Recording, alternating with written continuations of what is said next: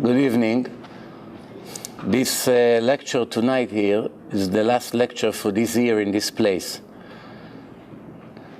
The next lecture over here will be Bezrat Hashem after the holidays. We had, I believe, more than 40 lectures this year over here, which went to hundreds of thousands of people. So each one of you who participated this year in physically in the lectures should know that your reward is much more than the 2 hours you sit here, even though today will be a short lecture, shorter than usual, because I have another lecture and I'm also very tired. We'll try to do it 1 hour lecture, but other than that, you should know, as I once said in one of the lectures, people that goes physically to lectures, they don't understand how much they gain. They think, what's the difference? I watch it on the internet, I watch it on my phone, or if I go in person. So they understand that to go to a lecture live, it's always more entertaining than to watch it on a screen. But they think that that's the only difference. But they don't know there's nothing to compare. Because when you do something physically with your body, with your efforts, and thanks to that something that you do, the effort, something happened that influenced the public, you get automatically a share on everything that happens. Which means, let me explain what I mean. Today we're starting now, as you can see, officially 8:30. We made it earlier. After the holidays it will be 8 o'clock. Just remember, after Sukkot, it will be 8 o'clock. So, Baruch Hashem, we don't even have 10% of the normal attendance. Maybe they're going to come later, but just that you know that the speaker gets his influence and energy from the audience. If he has an audience, and a good audience, the lecture comes out better. Not only that it mentally influences the speaker, it gives him more desire to speak. This is natural, like everything else in life, but it's also the merit of the people. If you have 100 people sitting in the audience, it's enough that 5 of them have the merits to hear wonderful things that Hashem wants them to hear. It brings it to the mind of the speaker. So really, the 5 people who came to that lecture, that HaKadosh Baruch Hu put words in the mouth of the speaker, for those 5, 1 million people can benefit from it in the next year or 2. So these 5 really, because they came to the lecture, they get a piece from the action, the residual income that probably continue forever and ever. You never heard that before, huh? That's you should know that that's 100% legit what I just told you. So it's very good to come physically to hear and to inspire and to influence is very good. So you have very big zchut that you came the entire year with devotion, in the heat, in the cold, Baruch Hashem. Okay, today I want to speak about some general things. It's come from the Rambam, it's in Ilchot Melachim, the laws of the kings. As you know, 2 weeks ago in a parasha, we spoke about the nation of Israel who wanted to have a king. When they entered the land, they wanted to have a king, and Shmuel, the prophet, who nominated the first king, Shaul, he got very upset why they want a king. And it looked like a contradiction. In one hand, the Torah speaking about having a king, as mitzvah that the king has to destroy the Zera Amalek, he has to have a Sefer Torah, he should not have too many women, should not have too many horses. You see, the Torah speaking about laws of a king, and then yet when the nation of Israel wanted a king, the prophet Shmuel became angry. So I explained in the previous lecture that he wasn't angry in the request to have a king. It's no problem. Do you want to have a king? Yeah, you can have a king. It's actually good to have a king. You need one boss to run one captain on a boat, one pilot on a plane, one driver in a car. Once you have too many, it's a problem. It's a mess. The idea was that they wanted the king for different reasons. They wanted to be like the Goyim. That was the problem. That's what Shmuel was angry. But that's not what I'm going to talk about now. The Rambam speaks in Hilchot Melachim in chapter 8, after he finished explaining the concept of Eshet Yefat Toar. As I explained in also one of the previous lectures that we had, that it's a very big dilemma among the commentators of the Torah, how exactly the concept of Eshet Yefat Toar was working. Eshet Yefat Toar means beautiful lady. And we're talking here about a non-Jewish woman, that in the time of the war, the Jewish soldier is far away from home for months, and he fell in love with one Goya, and he wants to make a scene with her. The Torah knew there's no way to stop him. So Hashem, in a very unusual way, went on a lenient side and allowed it. But everybody argue what exactly was allowed. Was allowed to be with her in the middle of the war and then later bring her home. She has to shave her head and wait a month, and she wear prisoner outfit, and she cries for her parents who died, or she will never see them. And then after a month, if he still wants her, after he did everything he can to make her ugly, he still wants her, so he ended up converting her and marry her. And there's a question is, what happened if it's a Kohen? If a Kohen now is in the middle of the war, Kohen cannot marry a convert. So now there's a big question. The only reason the Torah allowed the man to be with his Goya, which is a very big sin, but now it's permitted. Temporarily it's permitted only in the middle of the war.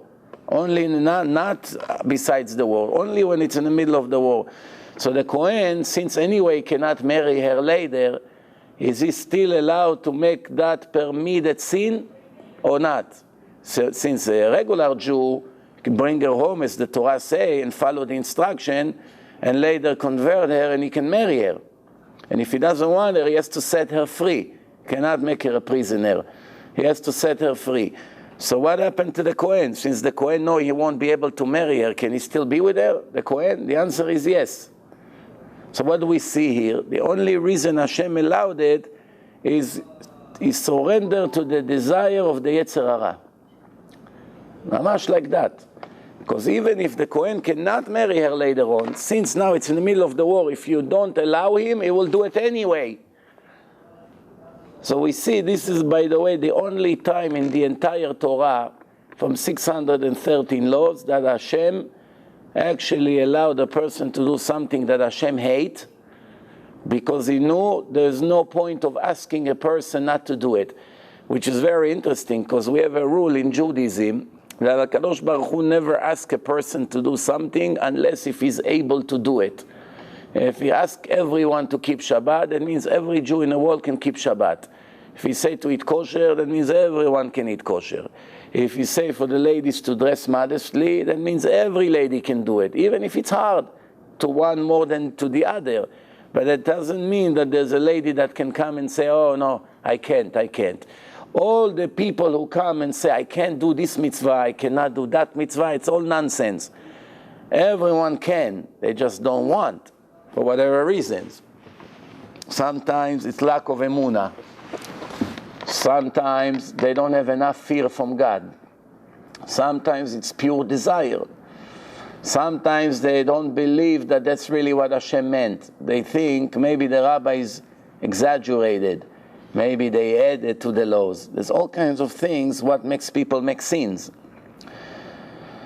One way or the other, we know that if Hashem told us to do something, then for sure we can. If we don't do, and we use excuses, that's obviously something we'll have to pay later on for. But it's not such thing. I always give this example of one guy who once told me, I told him, okay, you come tomorrow to the shul, 7 o'clock. And he said, oh, no, I can't come. So I sleep very late. I cannot wake up 6:30 in the morning. There's no chance in the world, you know. So after a few days I came, I said to him, listen, I got you a sponsor. Every day you come to the shul and you be by the shul before 7. As soon as you walk into the shul, I hand you $1,000 cash. So he looks at me, come on, you make fun out of me. You're laughing at me, $1,000 for coming to the shul. I say, yeah, you don't believe me? Try me tomorrow morning. As soon as you walk into the shul, I hand you $1,000 cash. The next day you come, $1,000. Every day you come on time, you make $1,000 right there. He said, listen, don't play games with me. I mean, it's $1,000 a lot of money for me. I don't make it a whole week. I said, I'm telling you, deal is a deal. You do it? You say, yes. Here, let's shake hands. He said, you sure? You're not joking? I said, no, 100%. You come tomorrow, $1,000 cash. Once he came to shake my hand, I say, you liar. You just told me, I can't. There's no chance. I can't do it. I can't. As soon as you heard $1,000, you became a lion. If I told you to be 4 o'clock in the shul, you come. It's not that you can't. Here is a proof. Of course you can. You just don't want. You're thinking, working so hard for what? This is not only applying to the shul. It applies to every mitzvah. Every mitzvah a person come and say, I can't. There's 2 ways to make him do it right away. One is to offer him a lot of money. If you do it, I'll pay you such and such. And don't say, it won't work by me. You can't buy me. Because if we offer you 1,000 and you don't want, when we add a 0 to the amount, you will want. And if not, so we add another 0. In the end, there will be some price that will convince you to do the mitzvah, even if you hate to do it. So technically, you see that there is a way to make a person do something even if he doesn't want to do it. And the other way to make a person do a mitzvah is what? Fear. To punish him if he doesn't do it. Now usually it can only apply to kids. You have kids, your son is bar mitzvah, he still needs you, he needs your money, he needs a place to sleep, it is dependable on you. So you tell him, I want you to do this and that. No, I don't want. He begins to complain. So you say to him, if you don't do it, this is the punishment you're going to get. That's it. There's no choice. He doesn't want to get punished. So that's the only 2 ways to make a person do something he doesn't want. But there's one more way. But unfortunately, it doesn't apply to most of the people in this generation, at least. What's the 3rd way? The 3rd way is to make a person fall in love with Hashem. Just make him fall in love with Hashem. How are we doing it? The Rambam explains how to do it. If you get a Jew to fall in love with Hashem, even a goy, to make a human being to fall in love with Hashem, then you don't need to convince him anymore. You don't have to give him prizes. You don't have to threaten him. You don't have to do anything. He's in love with his creator. He's in love with his boss. So whatever the boss, as soon as he knows the boss wanted to get done, he runs to volunteer. Regardless of reward, regardless if the boss knows that it's him, regardless. He feels so honored to do it because he knows the one he loves so much. You know, it's like the same thing with the love between a man to a woman. If a man loves this woman very much and he knows she likes something, look what people are willing to do for that. To go the way, to try to make a special order, to find, to search, to go places until they find it. What is it? He's a lazy guy. He doesn't like to work. How all of a sudden he works so hard? Just for the 10 seconds that he will see the smile of her face and will make her so happy, it's worth it for him. And this is nothing compared to the love of a person to Hashem. If a person gets to the level that he needs to be, what we say every day in Shema, ואהבת את השם אלוקיך בכל לבבך, and even if it comes to a matter of life and death, so you have to be ready to give your life with no hesitation for the love that you have to Hashem. Many people can love their spouse, what's happening in the world, they love very much. But if they put a gun to their head and they say, who do you want us to kill? You or your girlfriend? You or your wife? You or your brother? Most people would say them, not me. With lots of tears. They cry for years maybe after that. But they'll be afraid to get killed. It doesn't mean they don't love the other person. I mean, obviously they are forced to decide. But over here, the level of love that a person is required to love Hashem, and by the way, it's every person. It's not only the chief rabbi. It's every ordinary Jew, a shoemaker, a driver, a teller in a bank. Doesn't have to be a big chacham. Every Jew is required to love Hashem bechol levavo v'chol nafsho. As the Chazal say, afilu notel et nafshecha. Even when Hashem comes to take your soul, you have to give your life for it. And this is called metal kiddush Hashem, that a person has an option, he has a way out. The goyim say, all you have to do, don't worry, nobody sees, only us. Just bow down 1 second like this, and we'll let you go. And you say, no. You kill me, I won't get Hashem upset. It's a very hard test. A person may think, what's the big deal? I go like this to this stupid statue. Anyway, this statue means garbage for me. I'm really that fool to believe in this statue. Why should I die? I'm young, I can have 40, 50 more years to live, to do so many mitzvot. I can do so much good in the world. I lose my life for something so stupid for 10 seconds. Let me make the sin right now. I'll make up for that. Isn't it the whole thing is making tshuva? No? There's a lot of big sins in life that a person does, and then later he fixes it. But the fact that the Torah said there are 3 sins that you cannot think like that. You not only cannot do it, you can't even think like that. And one of them is you should never worship an idol. Never worship an idol even 1 second in your life. And if the goyim force you to do it, you have to die and not to agree. Obviously, Hashem thought about the possibility that it's better that you're going to do it and live another 50 years to do billions of mitzvot than to die young for such stupid event. No, Hashem knows about this option. So why did he not give up? Why did he say you have to give your life not to worship an idol? From here we learn how horrible it is to be an idol worshiper. But many people think an idol worshiper is only to worship an idol, to bow down to an idol. An idol worshipping means that a person also worship a symbol. It can be something, it can be money. Some people worship the money. Money is their God. They'll do everything for money. Even risk their life for money. Even for $100, they're willing to take a risk on their life not to lose $100. And they lose a little bit in the stock market, they sit depressed, they're about to kill someone. Why? They lost a little money today. Doesn't matter for the past month, they were making thousands every day.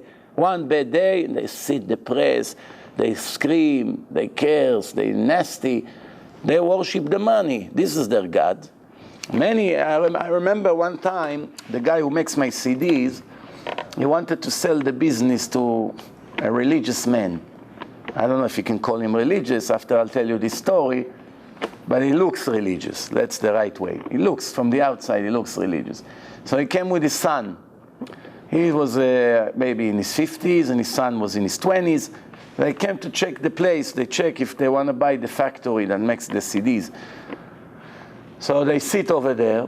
So he told him, you know, so he saw that the guy is charging me only $1 on a CD, but other customers, he charged almost double. So he said, why this guy, you charging him so little? Over here you charge double, over here you charge 1.5 times, over here you charge more than double. Why all of a sudden this? So he told him, this guy made me religious. And plus, he makes the biggest amount of CDs than all of the other customers that you see here. They make from time to time orders, but it's not massive production. And plus, I want to have a zchut in what he does. He makes a lot of people religious. I get a lot of phone calls on the CDs. There's number. A lot of people call me. And I see that it's worth it for me to have a part of the mitzvah. So the guy said to him, this religious guy, he said to him, if you buy it, make sure you keep the same price. Don't increase it. You're going to have a zchut in this mitzvah. So he told him, that's good for the Sfarim. But let's now talk business. He said to him, that's good for theoretically, for the books, for learning Torah, it's a beautiful speech. We should see, this guy has 2 kinds of life. A life of theoretical Torah and mitzvot, and a life when he does whatever he wants, whether it's allowed, whether it's not allowed. It's my way or the highway. Hashem? Well, who's Hashem for me, bichlal? Money, you're talking to me, 1 penny difference on the price. Hashem doesn't exist, that's it. Well, we see it so many times. Then you have the other kind of people. No matter how much you offer them, they'll never sell Hashem for any amount of money. I have a friend, he's a plumber. Not Talmid Chacham, nothing, just a plumber. And he made a shidduch to a son of one of the richest Jews in the world. And he was struggling in his business. Real estate collapsed, Nobody was building. Was really struggling. He has workers. He has a lot of overhead. And this rich man came and gave him an envelope with $50,000 for the shidduch. And he was really desperately needed it. So he told him, no, my friend, I don't take it. He said, you made shidduch for my son. Here is the money. You deserve it. So he told him, no, I don't sell the mitzvah for money. He refused to take it. And he needed it badly. And the $50,000 for the rich man, he makes it in a minute. That's how rich he is. He makes it in 1 minute, and it's not an exaggeration. Like hundreds of millions of dollars a year. So what's 50,000 for him? It's like one of us will give somebody 50 cents. More or less the same idea. Someone made a shidduch for your son, and you come and say, you deserve it. 50 cents. That reminds me, one time, I'm embarrassed to tell it, but it came to my mind. So one time they invited me to an old age club. Old age. But not regular club. Old age people, like every one of the old people there was a multi-millionaire. It's like a closed village. Golf, they play golf, they have pools, sauna, all kinds of things. Every old man has 1 or 2 nurses, takes care of him. The place looked like a 7-star hotel. I walked into the complex. There is 2 policemen with a hat, with uniforms. They say by the gate, who are you? Like a country club. And all the cars over there was $100,000 and more. There was only one cheap car there, Infinity, fancy Infinity. Everything else was this is the kind of old people. So I went to give them a lecture, life after death, to prepare them. They're already one step there already. So there's one woman, she organized it. I made her son religious, and her son gave her CDs, and then she thought it's a good idea because they make a lot of activities for them. So there was maybe, if I remember correctly, about 80 old people, each one of them multi-millionaires. So I gave maybe 2.5 hours lecture over there. They were fascinated. They were like in shock because most of them didn't even believe when they die there is life after death. Most of them didn't know about the soul. You should see maybe an hour they were around me, the old people, they all questions, they're so excited. In the end, the woman came, she said, Rabbi, this is for you. She gave me an envelope in the name of 80 multi-millionaires. How much money was inside? 50,000. Huh? 50,000. Take the 1,000 off. $50. $50 from 80 multi-millionaires. They all chipped in. So how much each one of them gave? 60 cents. I didn't know if to laugh or to cry when I opened it. I said to her, what a funny world we live in. You come sometimes to a house of a poor guy, unemployed, bills, credit card bills. He makes lecture in his house, he runs, he gets food, and then he comes, he gives the speaker a few $100. Then you come to a place of 80 multi-wealthy people with one leg already in hell. Have nothing in this life left already. And what happened? This is it. So this is from here you see who is the real God of a person. The God of the person. I remember one time we had a guy in yeshiva. He was working in one of the real estate offices. And I started to make him Shomer Shabbat. And I convinced him to come to the yeshiva in Monsey. I told him, come to the yeshiva. So he said, I want to come. There's only one problem. I borrowed from my boss $2,000. I didn't know I'm going to come to yeshiva. And I have, a few deals to work on. When I close one of the deals, I have to pay him back. So I said to him, don't worry, I know your boss. I'll give him a call. I'll arrange it. I was thinking to myself, his boss worth more than $50 million. I know him personally. Very wealthy. $2,000, he won't stop a guy from going to yeshiva for $2,000, right? It's the minimum requirement from a human being, no? So guy was already in yeshiva, became already 3 Shabbatot he kept, was on the way up.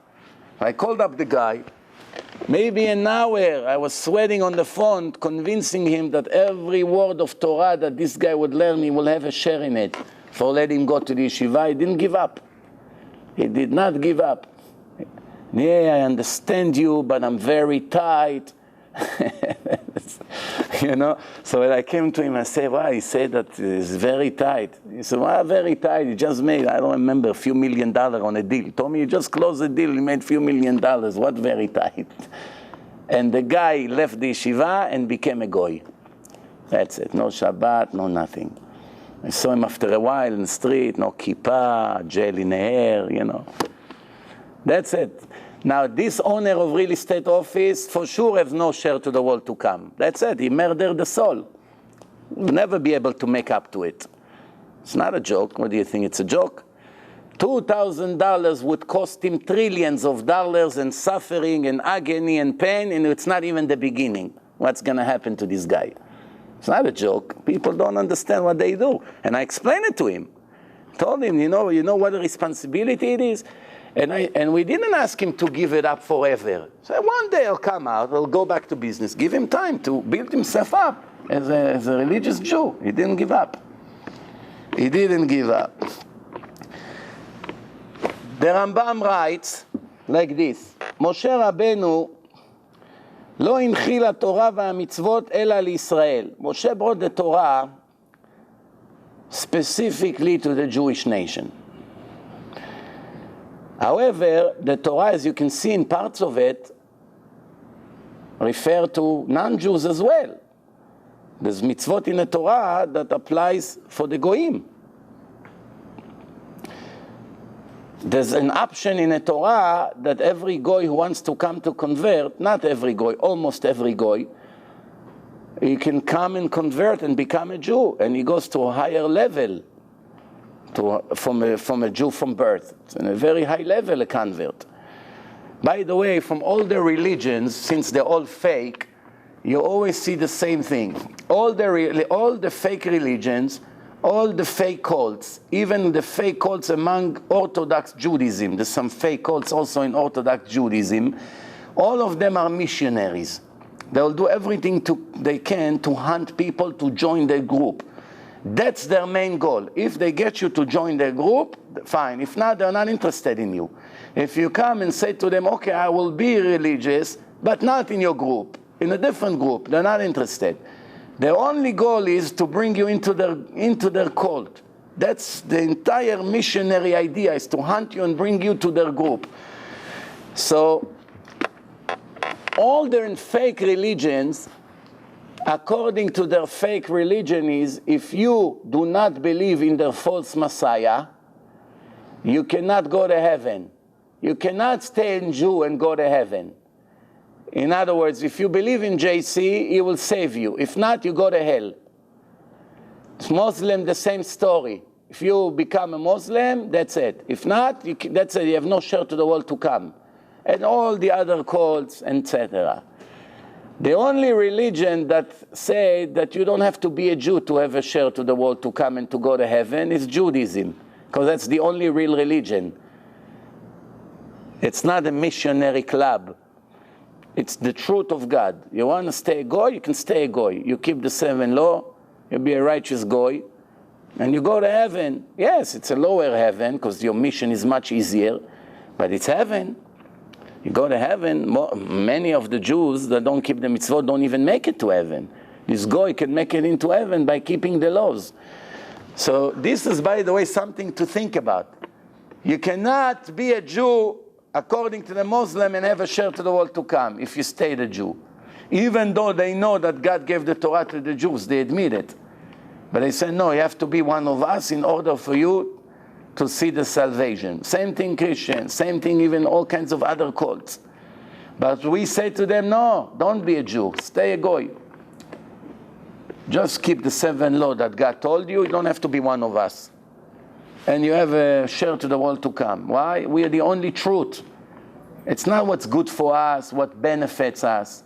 No, you can stay what you are, and you can still have it. Why? Because that's what God said, that's it. So it says like this, לכל הרוצה להתגייר משאר האומות, every goy who wants to convert, right, is also can have a share in the Torah that God gave to the Jewish nation. Someone who does not want, we're not allowed to force him to convert. or to accept all the laws of the Torah. No. We can only force them to keep the 7 laws that they have to keep according to God. That's their obligation. More than that, we are not allowed to force them. Also in Judaism, if you have another Jew, you're allowed to force him to keep mitzvot. If you're the Beit Din, if you're the Jewish court, you can send him a warning that if he will continue to make that sin, he's going to be subject to penalties and punishment from the Jewish court. But you can never force him on something that is not obligated from the Torah or from Chazal, which means chumrot. There's chumrot. That means some people wants to be extra righteous, so they accept on them even higher restrictions than what the Torah requires. That's called in Hebrew chumrot. They want to be more strict than the requirements. Every person who wants to keep and to be more strict than what is obligated, he has permission to do so. No one can tell him what to do, what not to do. It's his own life. You want to work harder than what Hashem told you? No problem. Be my guest. The problem begins when you're starting to force others around you to live in your standards. And if they don't, you look at them as wicked people. And it's very common today. You should know that. It's a very common problem. I'll give you an example. Let's say a person is not counting on a certain supervision in kosher food. That's different kosher food. So he said, okay, I want to eat this hashgacha. Hashgacha is good? Yes. It's Orthodox rabbi? Yes. They check the place? Yes. They check the ingredients? Yes. They don't get a certificate based on a blorit of Tony or Vini that works over there. They give it based on checking the ingredients that they're all kosher. So now there is somebody who claims his supervision is much more strict. So somebody say, you know what, we only eat from this supervision. We don't want this one, only this.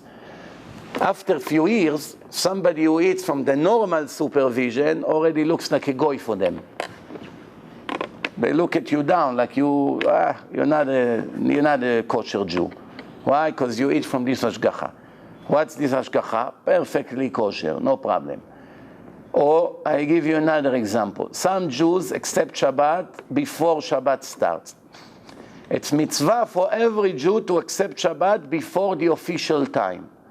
How much before? 1 minute, it's enough. Supposed to start at 8, 7:59. You say, I'm accepting Shabbat early. 1 minute, that's enough. It's called Tosefet Shabbat. It's already an extra level of keeping Shabbat. 1 minute before.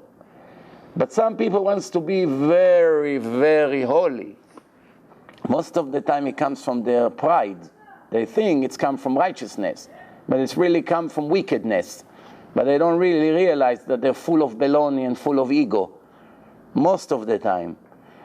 Not all the time. Some people really comes from holiness and from love of Hashem. But most of the time it's a show-off. And how do you know? When they're alone, they don't live to that standards. Only in public. Only near people. But when they're alone, they go on a vacation far away, all of a sudden all these strict extra laws that they accepted on themselves doesn't exist. So there was one guy in a yeshiva of the Sava Minovardok. He was a very big Baal Musar. He spoke a lot of ethic and Musar in his yeshiva. And he started to keep Shabbat 1 hour before. Shabbat supposed to be 8. He started keeping Shabbat from 7 already. So now, after a few months, the Rosh Yeshiva, he called him up. He said, between you and I, isn't it sad that all the people here are like this? Look how they keep Shabbat, barely. You're the only one who does it right? Don't you feel bad for them? The Rosh Yeshiva told him, say, hey, Rabbi, I feel very bad for them. So he told him, from this moment on, you must keep Shabbat from a minute before, not an hour before. I don't allow you to start Shabbat an hour before. The whole idea is to be strict is in a condition that he won't make you make other sins. If you want to add extra, which is not an obligation to your lifestyle, the extra, it's not an obligation. You may get a reward for it, for doing even more than what Hashem requested, but if this extra will make you make hundreds of really bad sins from the Torah, you lose more than you gain. For instance, if you look down at other Jews, because they're not doing the extra like you.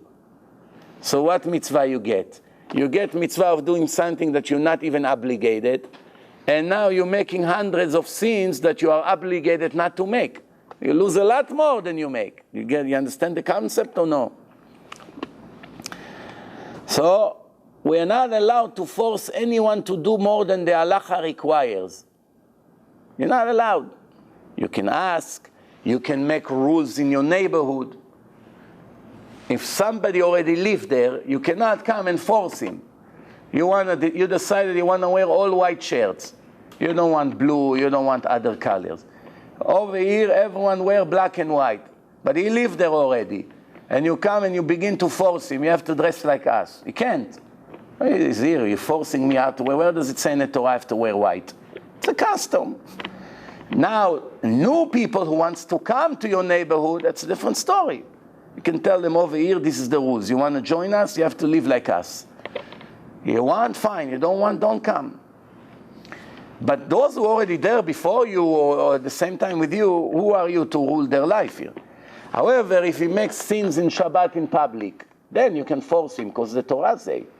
They had the chief rabbi call him, and they start, it's called Yordim Lechayav. They don't give him rest. Why? Because he can ruin hundreds. All it needs, one wicked person to make sins in public, and right after that, everyone follows. This is the human nature. This is the human nature. So it says like this: you cannot force the goyim to accept all the mitzvot of the Torah or to convert. The other way around. You have to convince them to stay goyim. You tell them it's easier for you. You're subject for less punishment. It's much easier to be a goy. Why do you need the headache? You have to convince, to everything you can to convince them to stay goyim. But definitely you're not allowed to force them. But the 7 laws, they have to keep. Now what happens if they don't live in your country? They live in their country. Do we have an obligation to go from Israel to France to force the goyim to keep the 7 laws of Noah? To leave their idol worshipping Christianity and start listening to God? That's their obligation. No. We only are obligated to do it when they're with us. They come, they live in Israel. When we are the kings of the land, like in the time of King Solomon, King David, and many other times, you want to live over here, you're going to be ger toshav. There's 2 kinds of gerim. There is ger, which is a real convert. He converted to Judaism. He goes to the mikveh, he made circumcision, and he keeps Shabbat and all the mitzvot, just like a regular Jew. But if he doesn't want, you cannot force him. You can still stay in Israel. We can't force you to be a Jew, but we can force you to keep the 7 laws. You live under our responsibility, in our land. You live over here no one will make sins against God. It's the Holy Land. So we force you to keep the 7 laws. What happens if he wants to ride a horse on Shabbat? He's a goy, he's allowed. We allow him? No. We say to him, even though you're not a Jew, and you only have to keep the 7 laws, and that's the only thing we can force you to do, but you cannot make sins in public. You have to respect the place. You live here as a guest, you respect the place. Just like if a Jew enter a mosque, he will take his shoes off, even though he doesn't believe in taking the shoes off. But you see 5,000 Arabs took their shoes off, he won't walk inside with the shoes. Why? You have to respect their place. This is the rules of the place. You decided to go there, no one told you to go there. You decided to go there, let's say you're the electrician. You have to go fix the chandelier there. A mosque you're allowed to enter, because there's no idol worshippings there. But church, you cannot make 1 step inside. Also Reform and conservative shul. You're not allowed to step 1 step inside. Even to fix, even $1 million job, not allowed to step inside. It's an impure place. But if they have side rooms, let's say they make weddings in a hall, not in where they pray, in a separate room, same complex, same building, but other side of the building they have a catering place. When people make wedding, they rent the place. That's no problem. It's not a place of tefillah. They don't pray over there. But inside the place, the makom tameh, where they're worshipping their idols, or when the reforms make their crimes against Hashem, you're not allowed to step there. Let's move on. So the Rambam say, Hashem tziva et Moshe Rabbeinu lakuf et kol baei ha'olam, to force all the people of the world, the goyim, to accept the Sheva mitzvot bnei Noach. When we come in contact with them. Don't have to run to China and search for them. Hey, Bruce Lee, come here.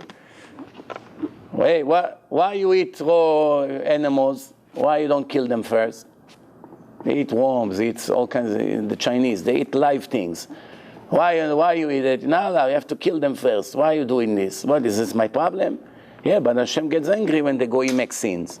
Then they make the 7 laws, they violate the 7 laws. If the goyim kill, if the goyim steal, if they're worshipping an idol, it bothers Hashem. That's why he make them rules, right? Technically, why Hashem even cares? All right, so some Chinese guy bowed down to a statue.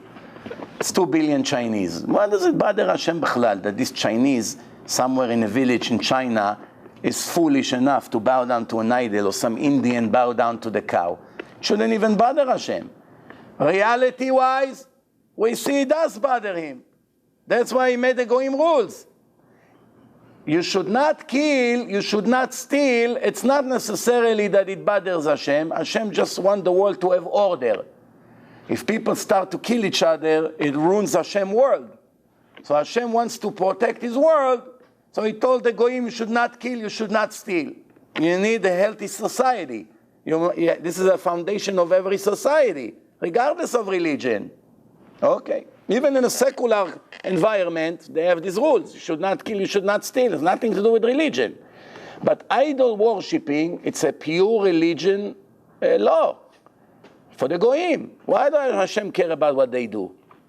So we see that Hashem does care.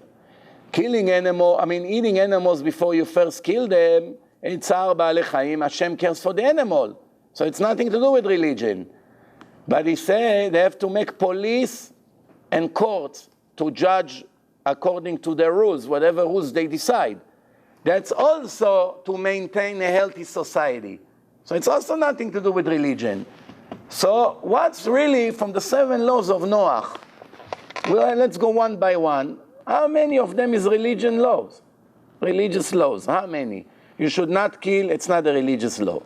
You should not steal, it's not a religious law. Make police and court, it's not a religious law. Don't eat the animal before you kill them, it's not a religious law. Believe in one God, it's a religious law.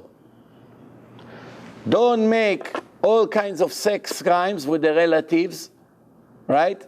It's religious law or not? Depend. If it's a married woman, it's not a religious law. It's also a healthy society. What? She belongs to someone else. It's like stealing. But over here, it's not even with his sister. That's a religious law. Why Hashem care that Bruce Lee will be together with his daughter, daughter or sister? Who cares? Let them do whatever they want. Let them have kids together, him and his sister. What does it have to do with us? They can do whatever they want if that's the rules they want to do. But you see, Hashem doesn't allow.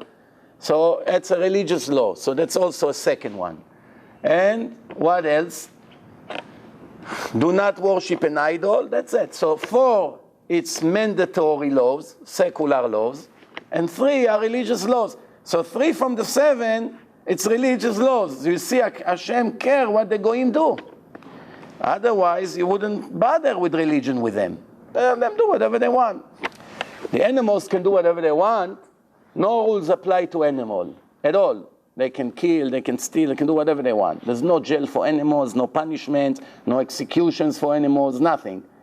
But with the goyim, we see that Hashem did care. And that's why he gave them heaven and hell when they die. Why? Because you see, Hashem care. Why the goyim gets punished when they die? Obviously, what they did in their lifetime bothered God. That's why he gave them these laws. The Rambam continue. He says, how a goy accept on himself to be a ger toshav. So, okay, I want to be the residents of Israel. I'll keep the 7 law as God ordered me. Of course, I will not worship any idol. And he has to declare it in front of 3 people. The 3 people, you know, it's like what we do at Tarat Nedarim. If a person wants to cancel his vows, so 3 people sit, he reads, they answer, that's it, the Nedarim is canceled. So once the goy does it in front of 3 people, then it's automatically is considered ger toshav that have rights in Israel. He has rights. Okay. Someone who accepted, a goy accepted to keep the 7 laws of Noah, automatically become a righteous goy. A righteous goy. Well, how do we call a righteous goy in the Torah? Chasidei umot haolam. Chasidei umot haolam.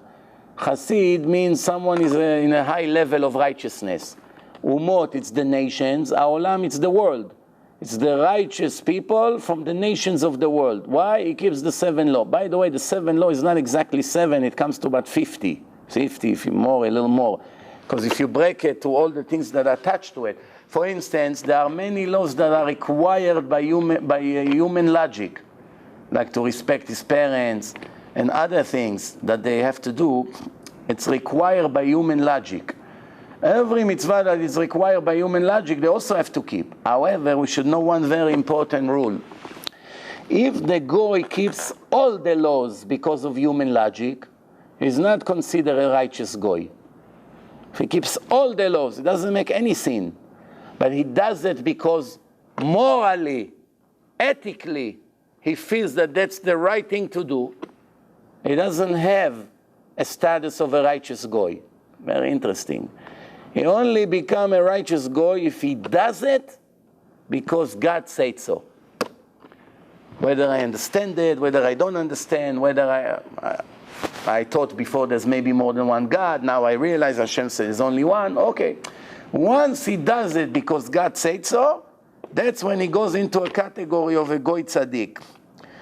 ויש לו חלק לעולם הבא. How do we know from the Gemara the goyim has a share to the world to come? How do we know? There's a Gemara in Masechet Sanhedrin. The Gemara says that the Gemara brings all the Jewish kings who has no share to the world to come. Yerovam ben Nevat, Menashe, there's a list of things. All of a sudden, they speak about Bilam.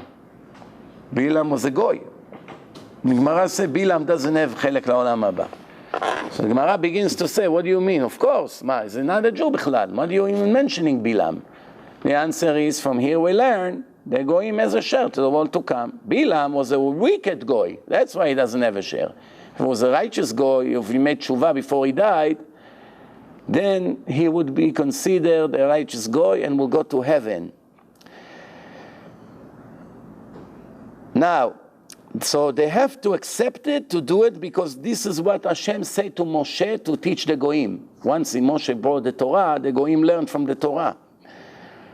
But if he does it only because common sense require, eno michasidei umot haolam. He doesn't consider a righteous Gentile.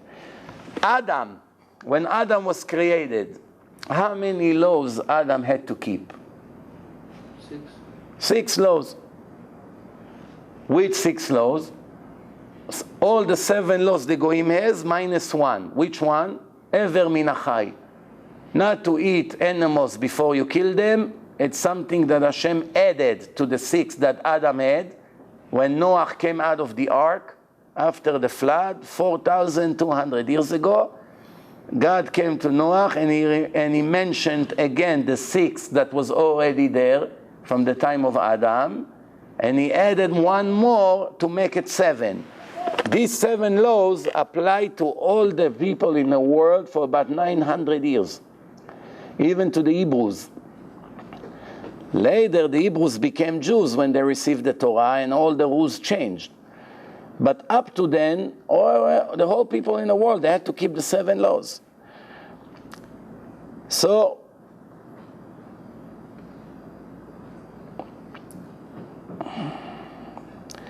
a goy that worship an idol, what's his punishment? A goy in Eretz Israel, we control the land. King David caught a goy with inside his house, he has a statue. What do you do with a goy like this?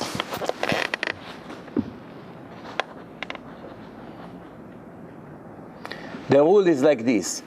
Every avodah zarah, every idol worshipping that a Jew would worship, and the Jewish Beit Din has to execute him, also apply to the goyim.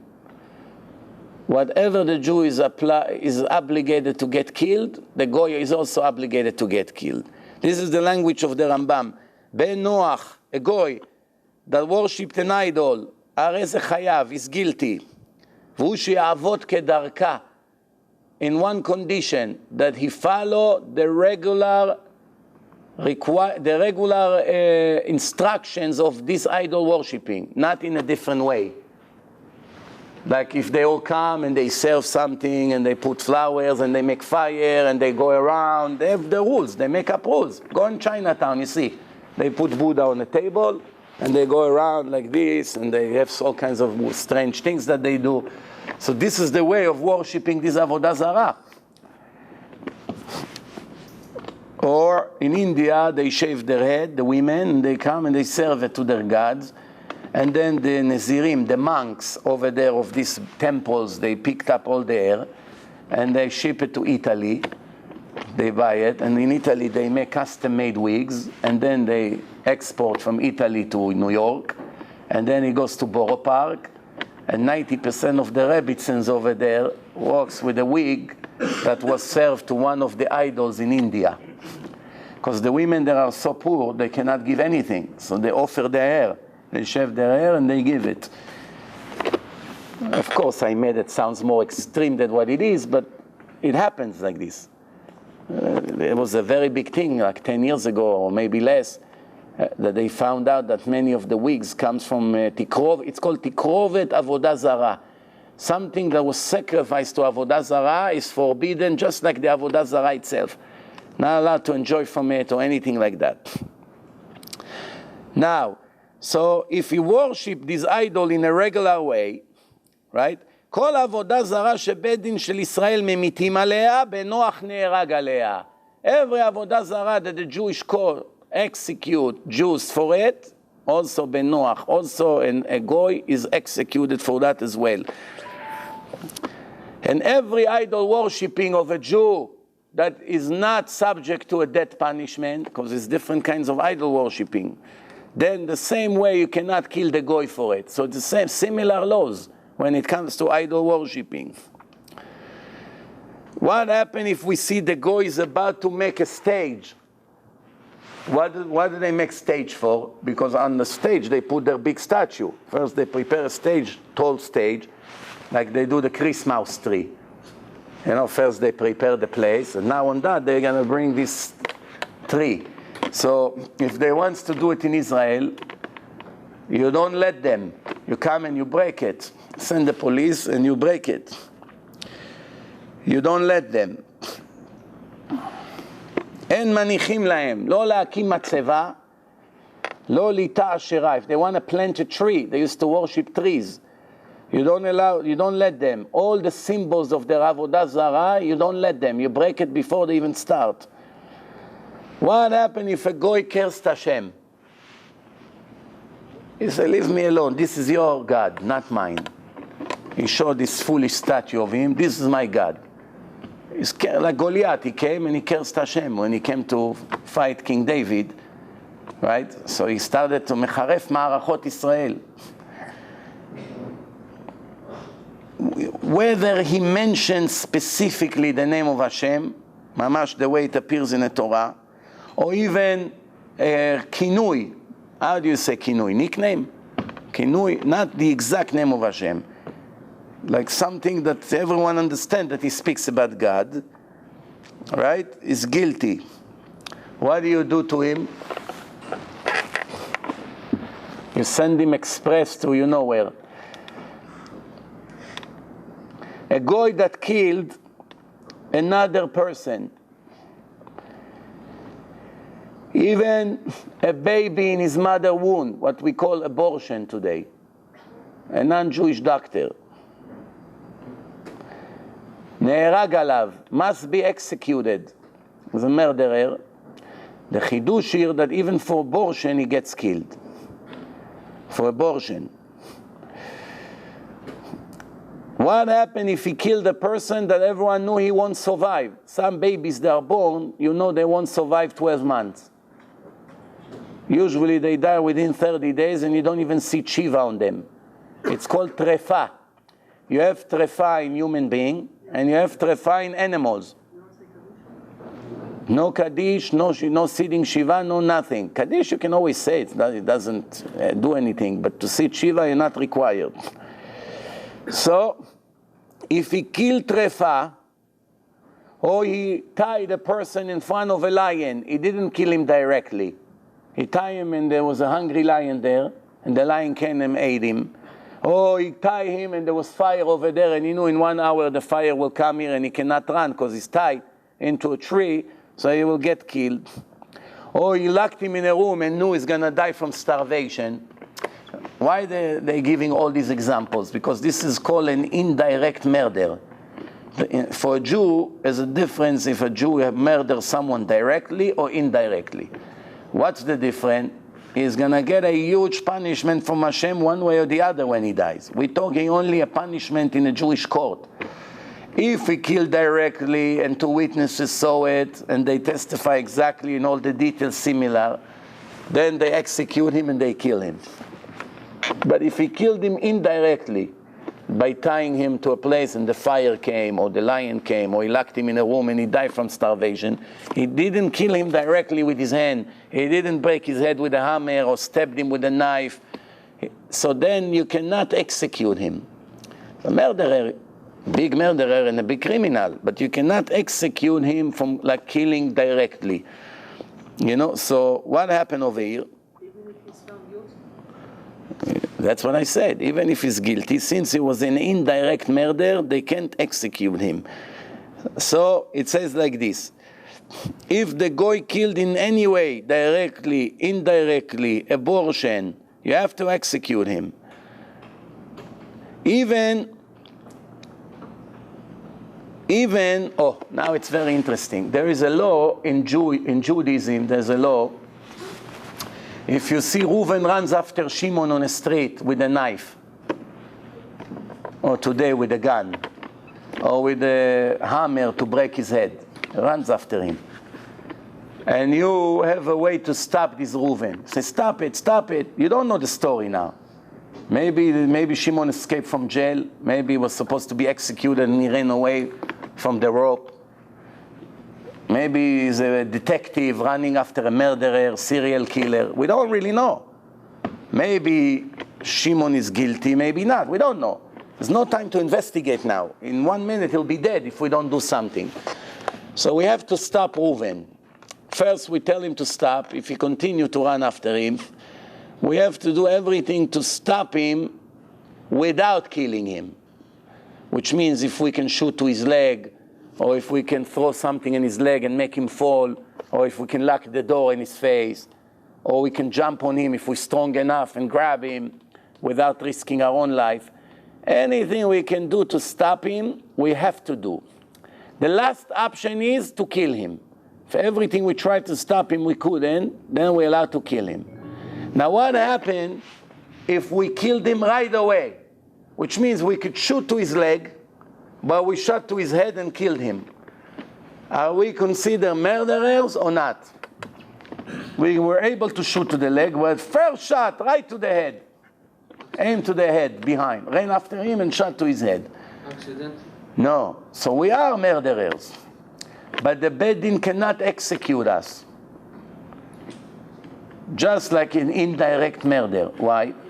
Because if you tell people that they are subject to become murderers by trying to stop the rodef. It's called din rodef.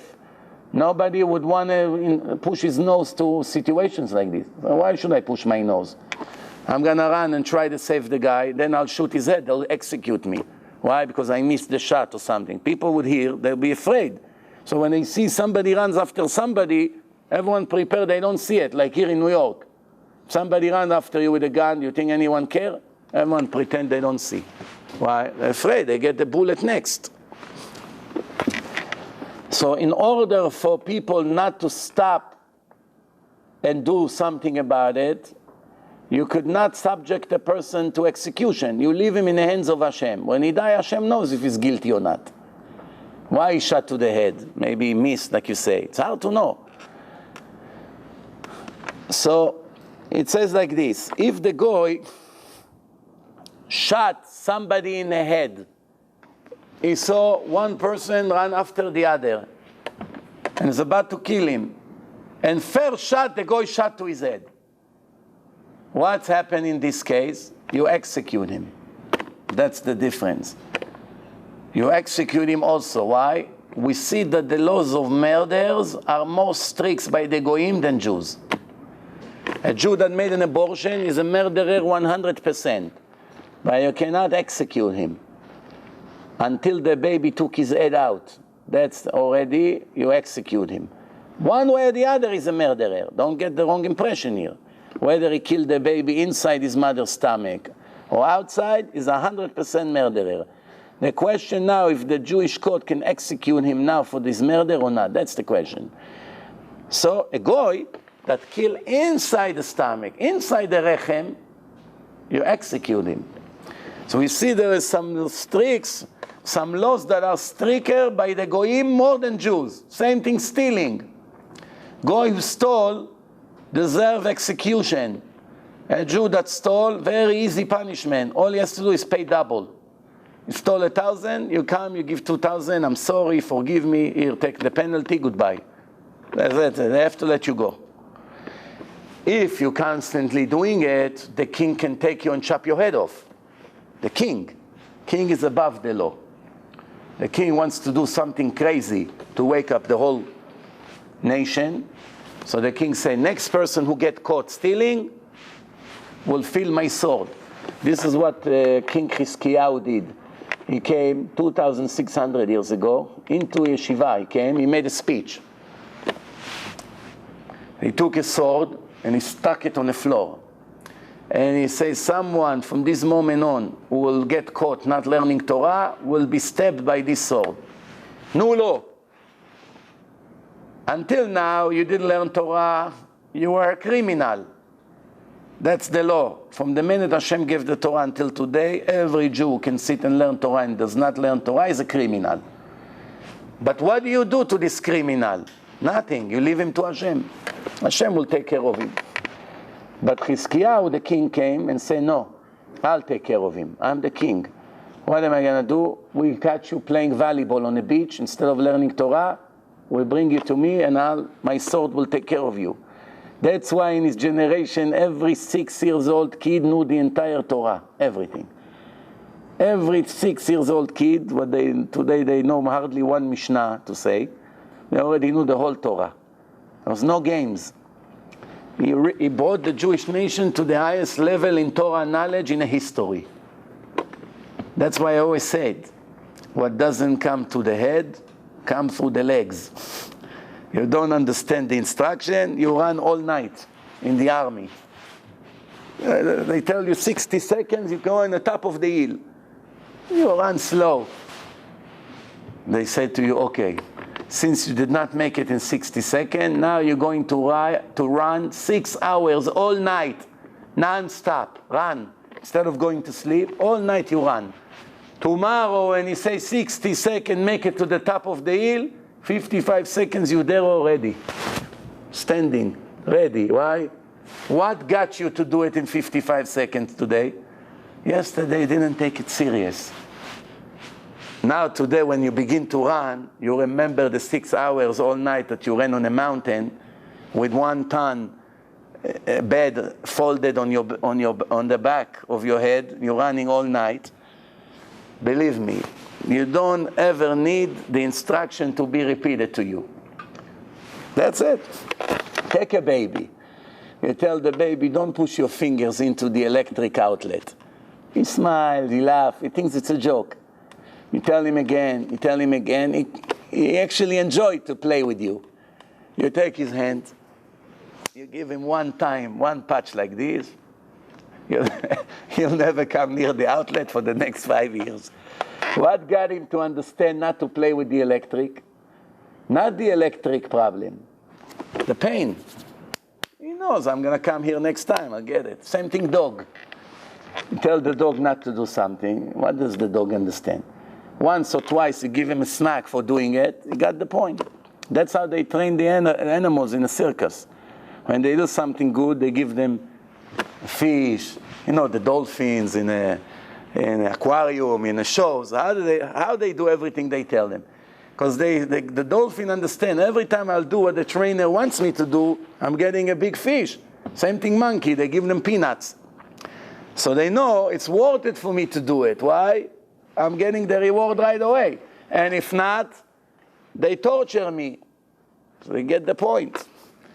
Unfortunately, sometimes we're worse than the animals. That's the only way sometimes. Not all the time, but sometimes. Now, there are 6 forbidden sex crimes to the Goyim. What? His mother, he can be with his mother. He can be with his stepmother, the wife of his father. So Vinny, his father Tony, got remarried. So he can't have any business with his stepmother now. A married woman, the Goyim don't have a married woman really. There's no marriages by the Goyim. No marriage is required by the Goyim. They don't need to go to any man to make the marriage. They don't need an agreement. They don't have ketubah. They don't need priests. They don't need anything. Everything that they do, they made up. From God's laws, all they have to do is to decide that they want to be together, like a husband and wife, without any ceremony. No ring, no agreements, no nothing. They move in. From the first time they intimately were together, they already consider as husband and wife. Tomorrow they want to break up, they moved out separately, one of them, finished, the marriage is over. They don't need divorce, no lawyer, not registered in the city of New York, nothing. All the laws they made, it's all an imitation from Judaism. They try to do it like the Jews do. But the Jews is very strict. You cannot touch a finger of a woman unless if she's your wife.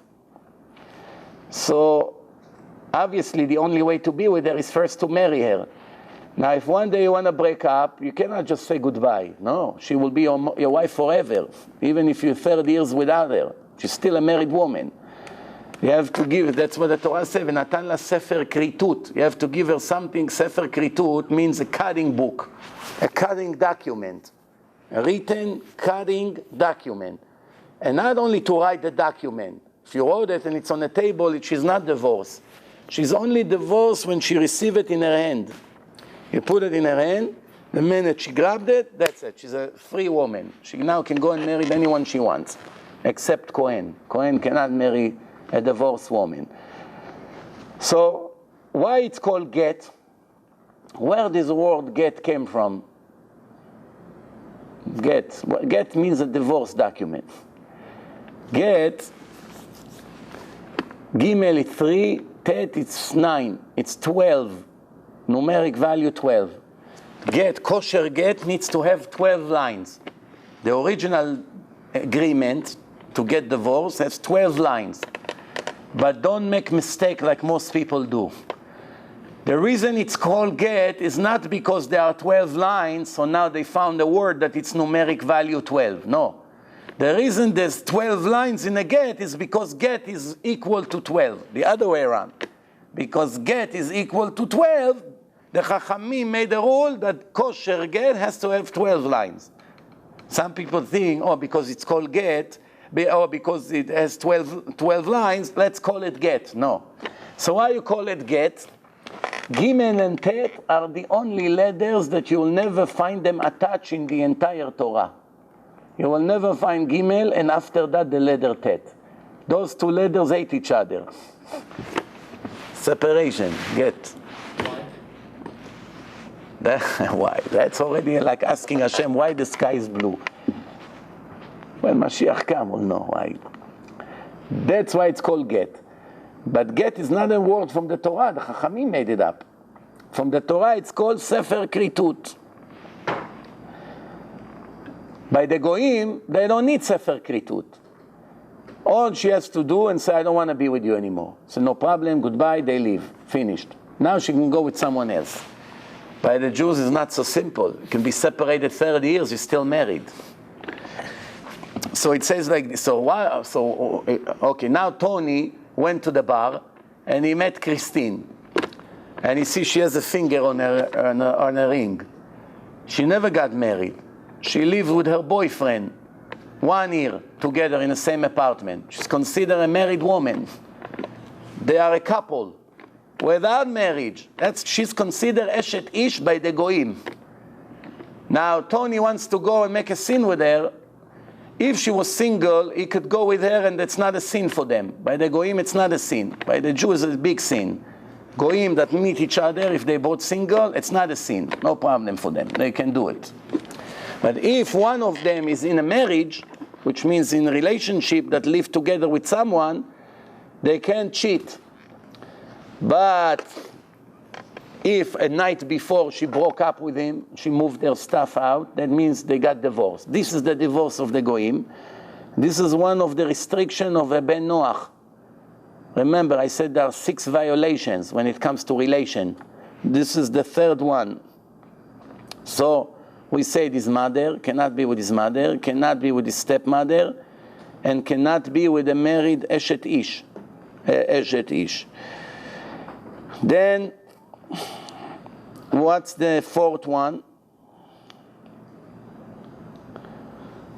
The 4th one is animals. Not to have any relation with any animals. If they do, it's also one of the violations of the Sheva Mitzvot Bnei Noach. And the last one is what they call gay. They're all fighting to give them rights. It's against the laws of the Goyim. That's what's going to bring destruction completely to this country. If this country will go and be destroyed, this will be the main reason why. Almost everything else they do, it's not as big of a sin. Here we are talking a direct sin that makes God very angry.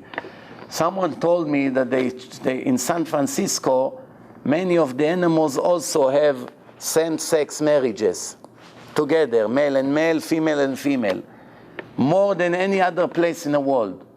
We see that the behaving of human being affecting the whole world. Because the animals is not like people, they don't have free choice to do sins, to do mitzvot. They live by instinct.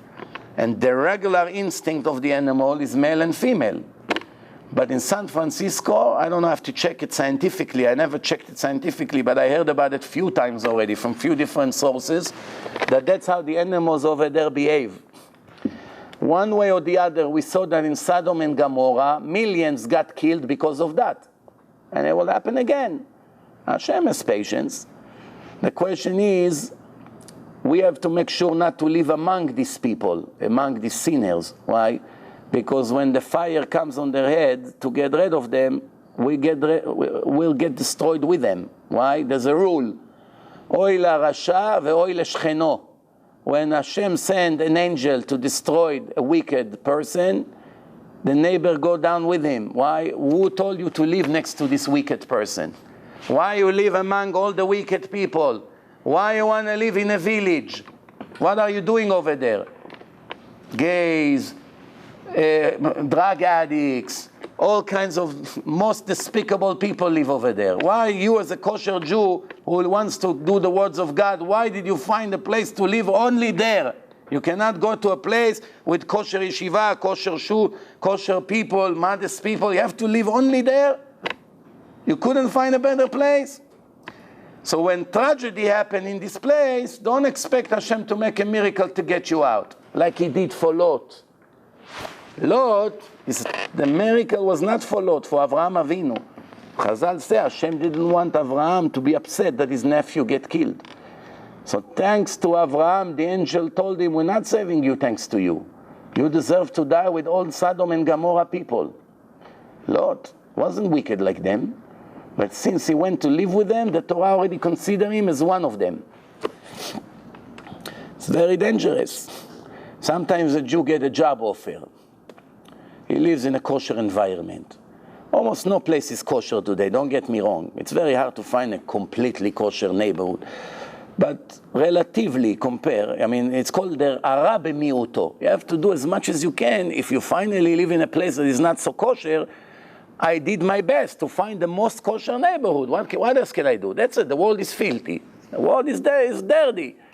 But this place is less dirty than any other place in the world. So that's, what are you going to do? You're going to live on the moon? Hashem knows we're not angels, but we did the best we can to live in a kosher environment, next to a kosher shul. So sometimes a person gets a job offer. His financial is not so great. They send him to Las Vegas, to Kansas, to who knows, places that nobody there. There's not one Orthodox shul there. And he takes the job. He cannot go to shuls on Shabbat, no holidays, no Yom Kippur, no Rosh Hashanah, cannot get kosher food, nothing. What got him to go there? To make a living. Do you really think that Hashem wants you to make a living by dropping 90% of your obligations for your soul? Is really that's what you think Hashem wants? That in order for you to have bread to eat and a nice car to drive in America, so Hashem is willing that you give up Shabbat, shul, holidays, kosher food, rabbis, community, everything to the garbage, that he can make instead of 30,000 a year, 50,000 a year. This is the biggest stupidity. Now you may say, yeah, but some people did it and it worked for them. They're here in a kosher neighborhood in New York. They didn't make enough to live. They moved to a place, I don't know, Arizona, some place, I don't know where, without saying names.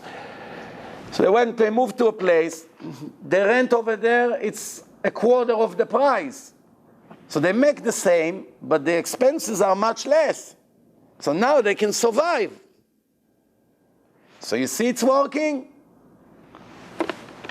On what expense? Yeah, it's working. On what expense? You can be a millionaire in 1 minute. Be a hitman. Every head you kill, 50,000 cash. You know how many people looking for hitmen? It's very good, you'll be a millionaire, but for what expense? Oh, you see? He changed his job, he became a millionaire. Look how this is all an illusion. He's a murderer. What donating to the shul? If a person was Shomer Shabbat, he decided to be Mechalel Shabbat, he works in a mall now, selling Dead Sea product. He makes $500 a day on Shabbat. And now he has money, and before he didn't have money. So on what expense now he make money? On the expense of losing his eternity. That's what people forget. You see, I did that. I didn't listen to the rabbi. The rabbi told me, don't move there. I moved there, and now finally I have a car. We have our own house. You fool. You got a car, you got a house, and you lost billions of years of Olam Haba. How do you think it came for free? Hashem see that you lost your share to the world to come, so he give you a gift over here for the mitzvot you kept. It says, Meshalem la'rasha el panav la'avido. It's paying the wicked people cash to their face to get rid of them. Cannot fight against this concept. So, a goy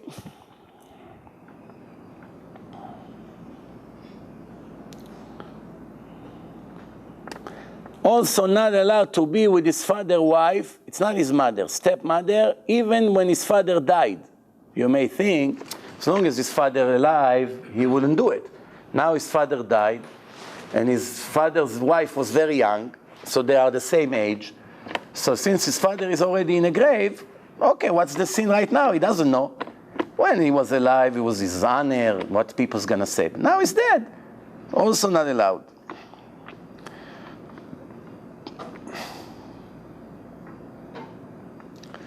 What happened if a goy raped an animal?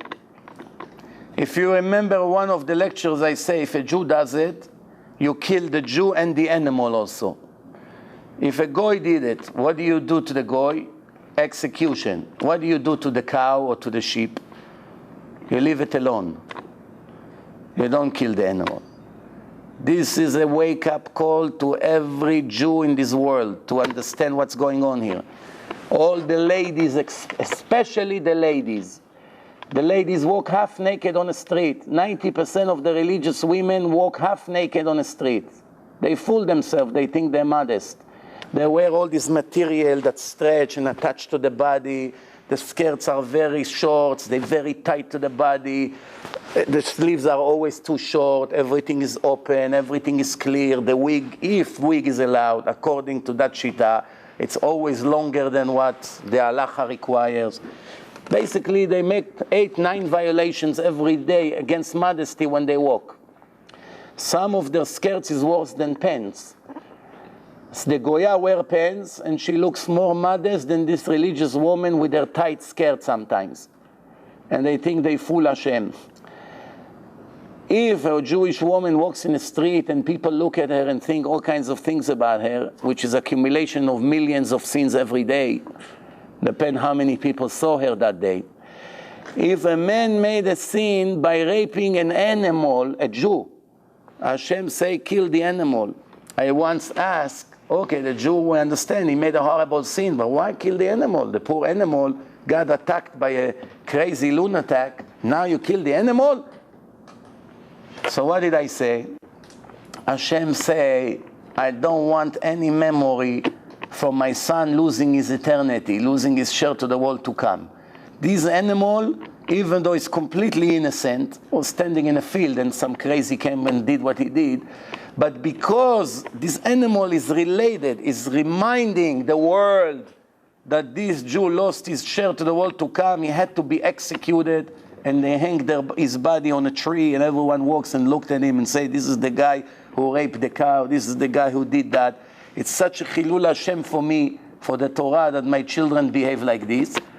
Don't leave this animal on the world. Why? Every person who passed by this animal will say, see this cow?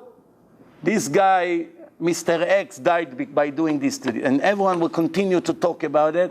Hashem say, kill the animal. But if the Goy did it, leave the animal alone. Don't kill the animal. But if a Jew did it, since this is the children of God, Hashem say, kill the animal also. So this is a message for all the non-modest Jewish ladies. If an innocent animal that did not make any sin, and a person made a sin with her, with his animal, the animal get executed, what would happen to all these Jewish ladies who walks in the street not modest, and people make sins with them, direct or indirect sins? What's gonna be their end? Because they chose to make the sin. They are guilty 100%. Animals is not guilty and got butchered. The animal is not guilty. What a cruel death. And she, billion times she's guilty. Every day of her life she's guilty. Every second of her life. Millions of sins every day because of her, multiplied by 50, 60 years. No. Isn't it a tragedy? And when she dies, when she sees what she's going to get for this lack of modesty, besides the horrible punishment, what will kill her the most is thinking, what did I really gain in order for me to get such a punishment? That's what will kill her. Sometimes a person went, he killed someone. It's a horrible thing to kill someone, but you got $1 million for it. You lived 20 years, you bought a company, you became a millionaire, you married all your children, and then you got caught. The police found DNA, oh, they came to you, okay, now they take you for execution. So you're thinking, well, you know what? At least I married all my children, I bought all of them houses, they're all wealthy, they're all doing good. I lived 20 years, I became an older man now. No, at least something good came out of it. So now they're killing me. No, okay, so I die 50 instead of 70. But something comforted him. He said, okay, listen, I'm getting punished for what I did, but something good came out of it. I married all my children, I lived very good the last 20 years. But when the Jewish lady will see what she's going to get, and they show her what she gained nothing. What did she gain? She walks in the street. Ahmed looked at her. What did she gain? Chris looked at her. What did she gain by that? crazy. And even if she gains something, she makes some sins here and there, 10 minutes, half an hour, added all together, not even a week of pleasure. Not even a month of pleasure. Millions of years of suffering for 1 month of pleasure? She's gonna go crazy. From what is she going to pay now? That's called Machtia Rabim, making the public make sins.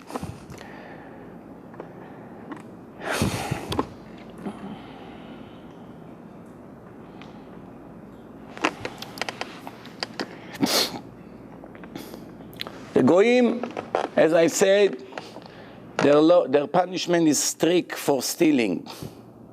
Whether he stole from a Jew, whether he stole from a Goy, still the same sin. Whether he stole money, whether he kidnapped a person, it's also fall into a category of stealing. Whether he did not pay his employees, whether he cheated his employees on commissions, pensions, all kinds of things. Even between Goy to a Goy.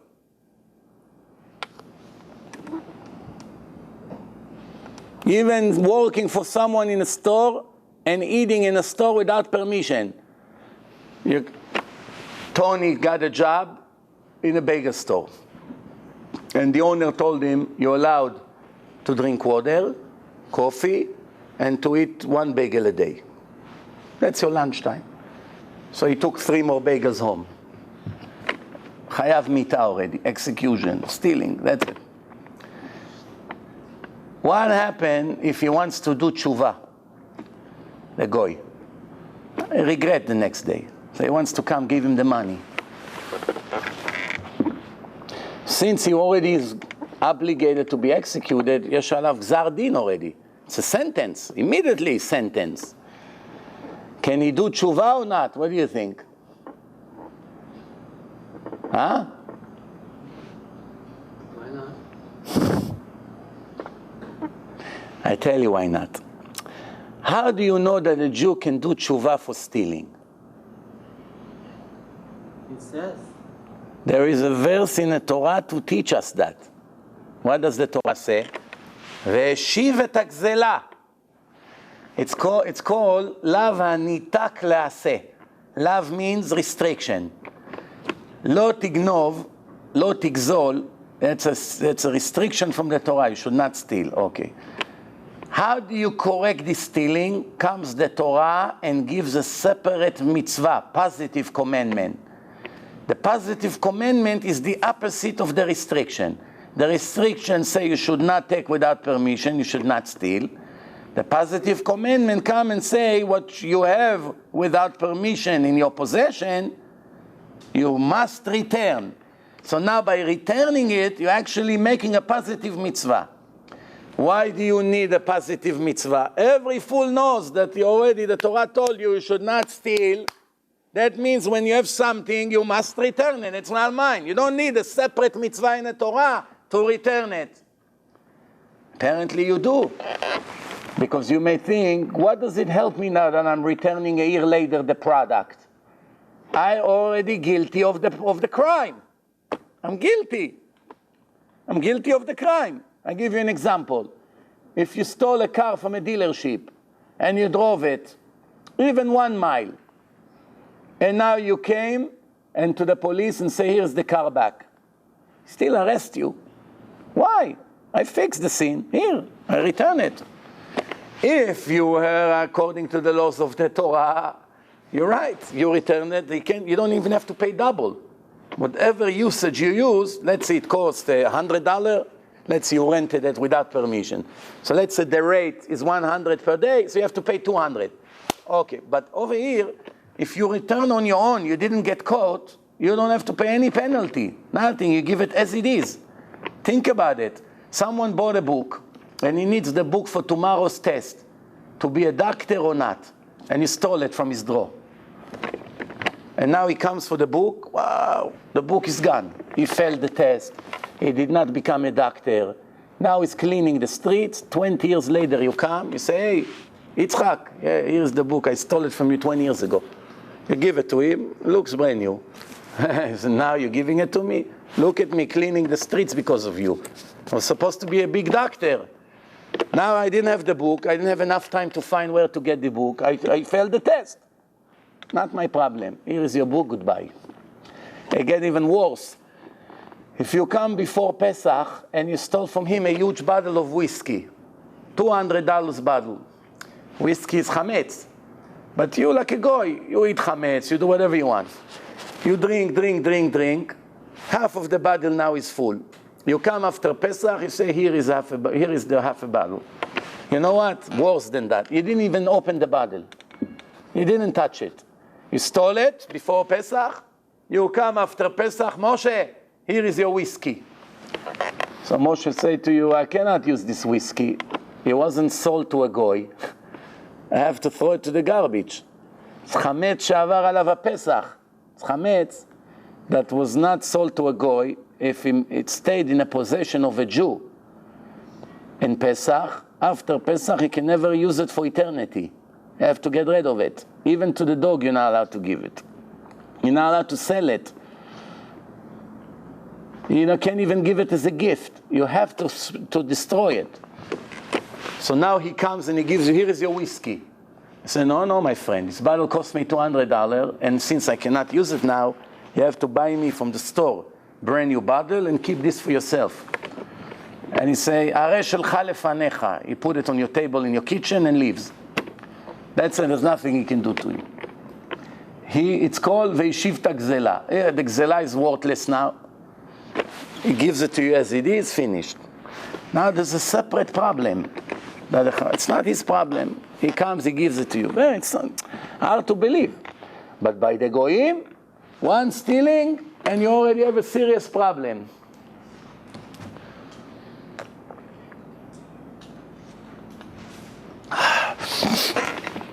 Now,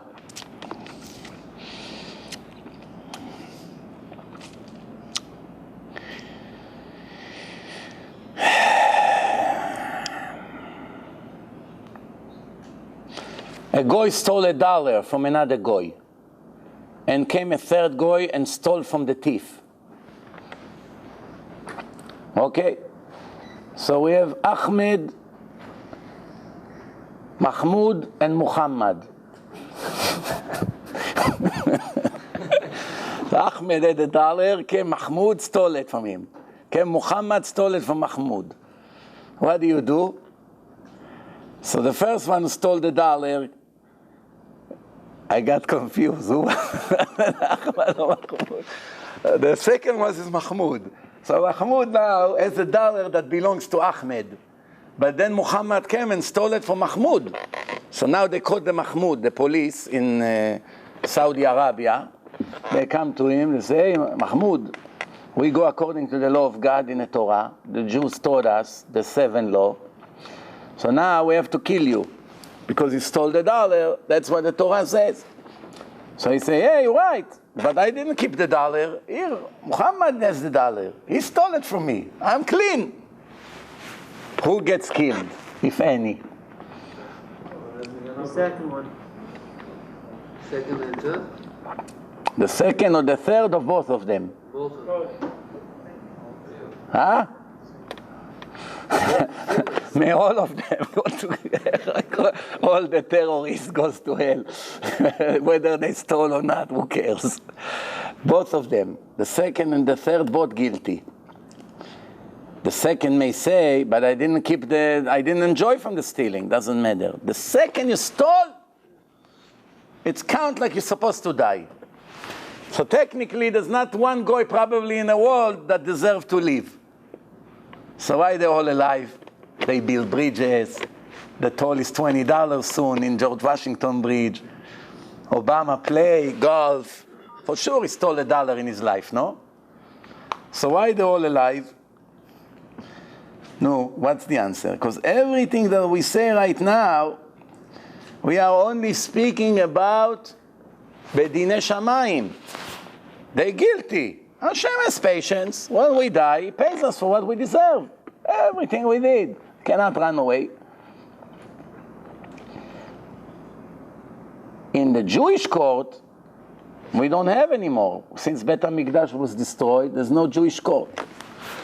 So if there's no Jewish court, anyway, we cannot execute Mechalelei Shabbat. We cannot execute all the other people. The Torah say Chayav Mita. We don't execute them. So we're only talking now in the eyes of Hashem.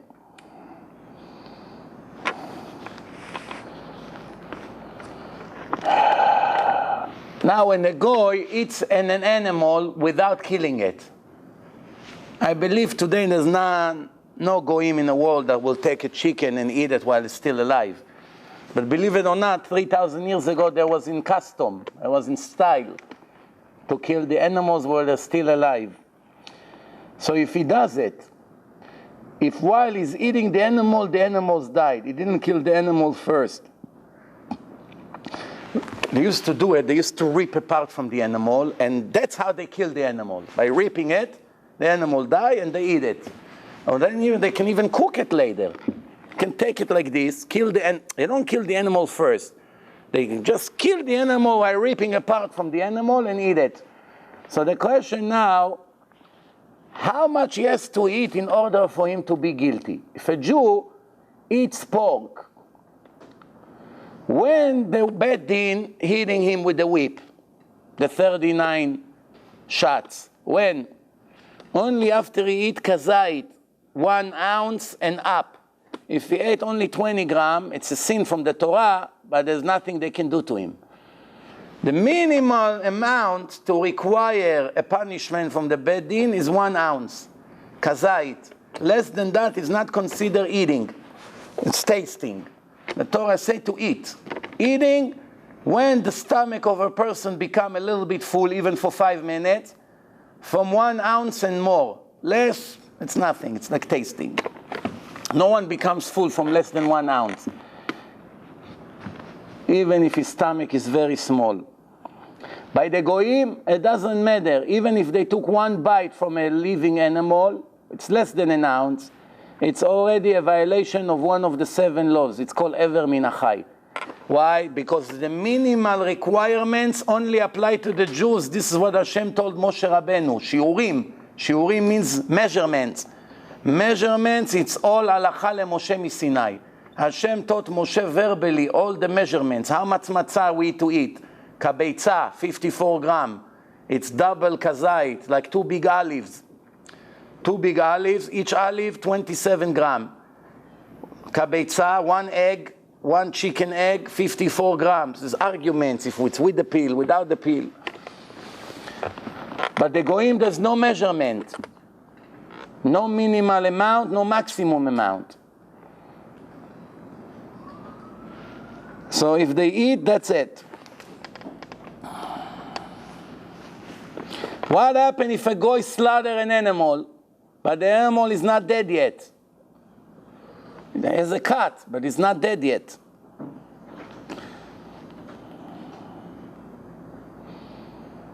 When the animal is still half alive, he cut a piece from the animal and took it to the grill. That's already a violation. Why? He didn't wait until the animal will be completely dead. You may say, what's the difference between us and him? When we kill the animal, after we take the big knife and go like this on the neck, we claim that the animal do not suffer anymore because it died instantly. That's why Hashem said to slaughter right here in the front.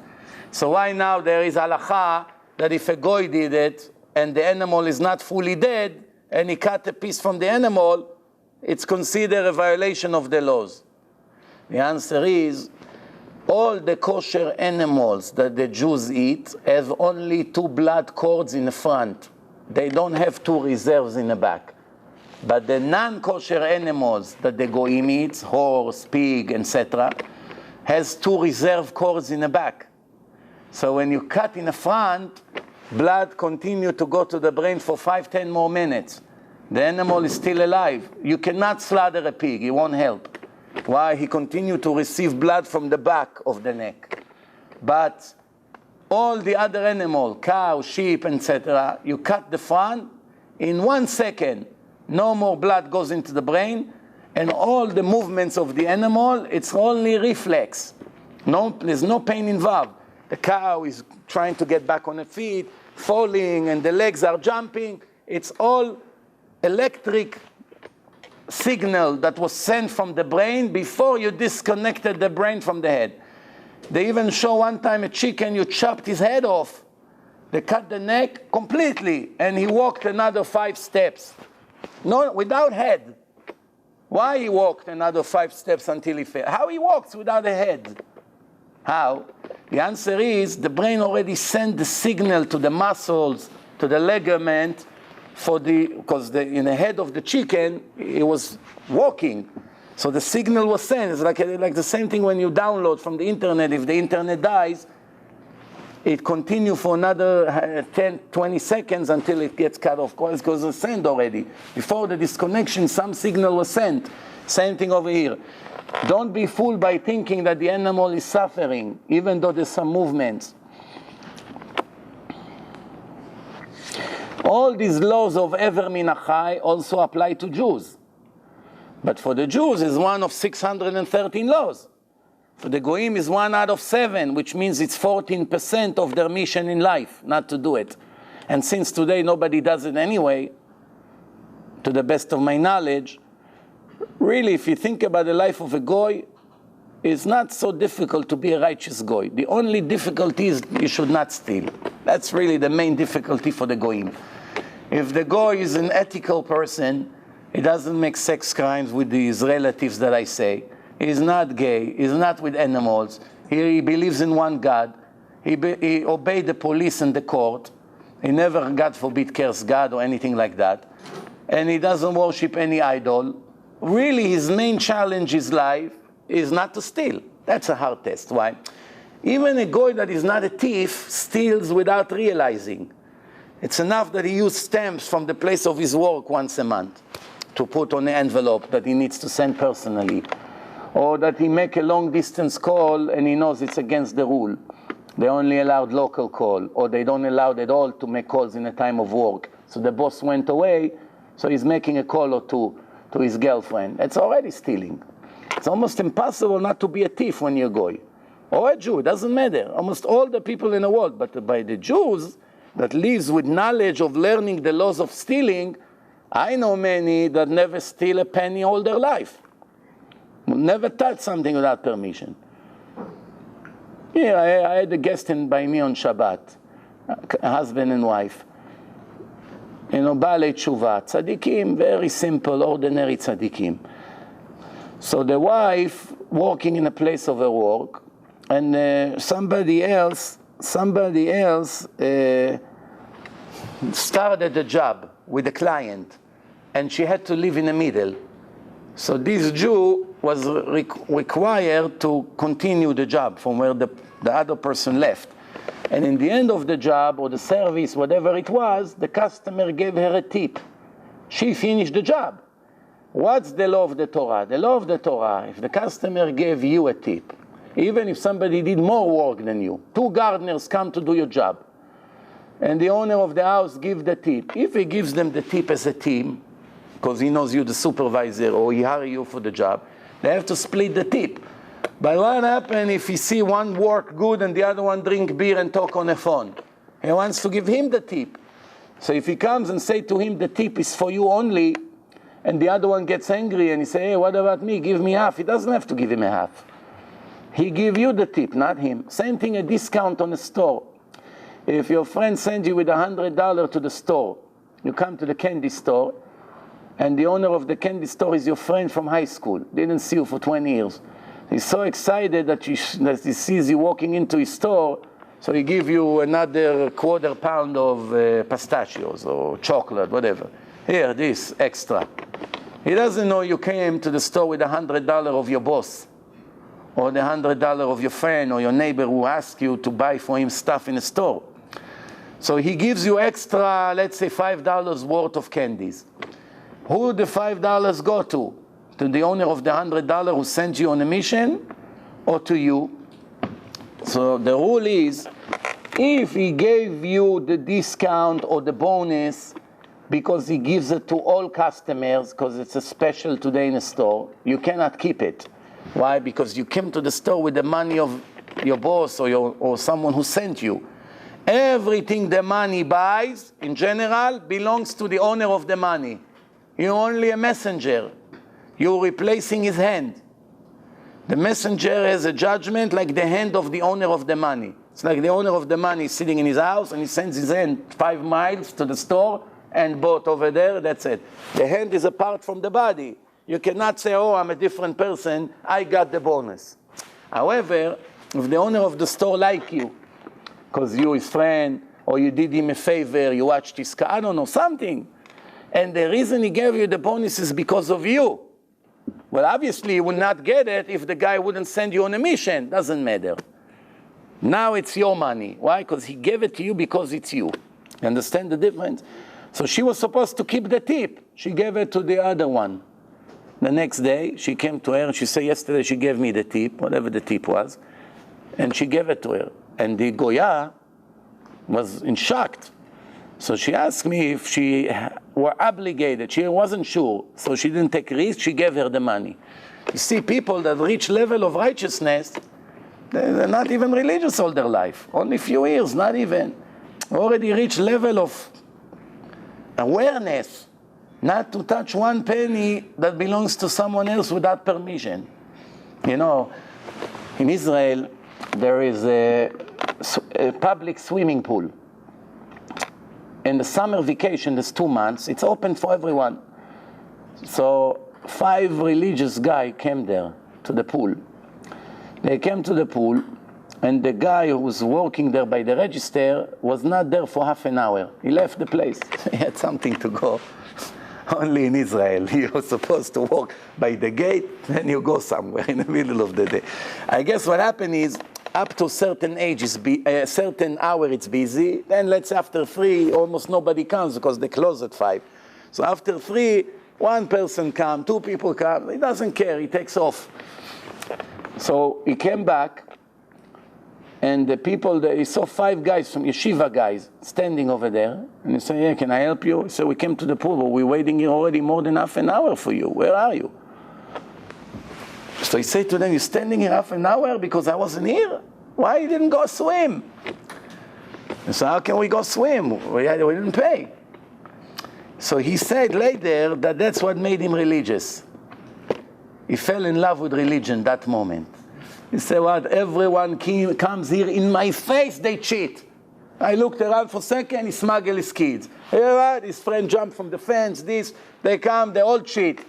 And these guys, I wasn't here, and they waited for me 40 minutes. They could go and swim, wait for me until I come, and then come pay me. I wouldn't get angry. It's my fault I'm not there.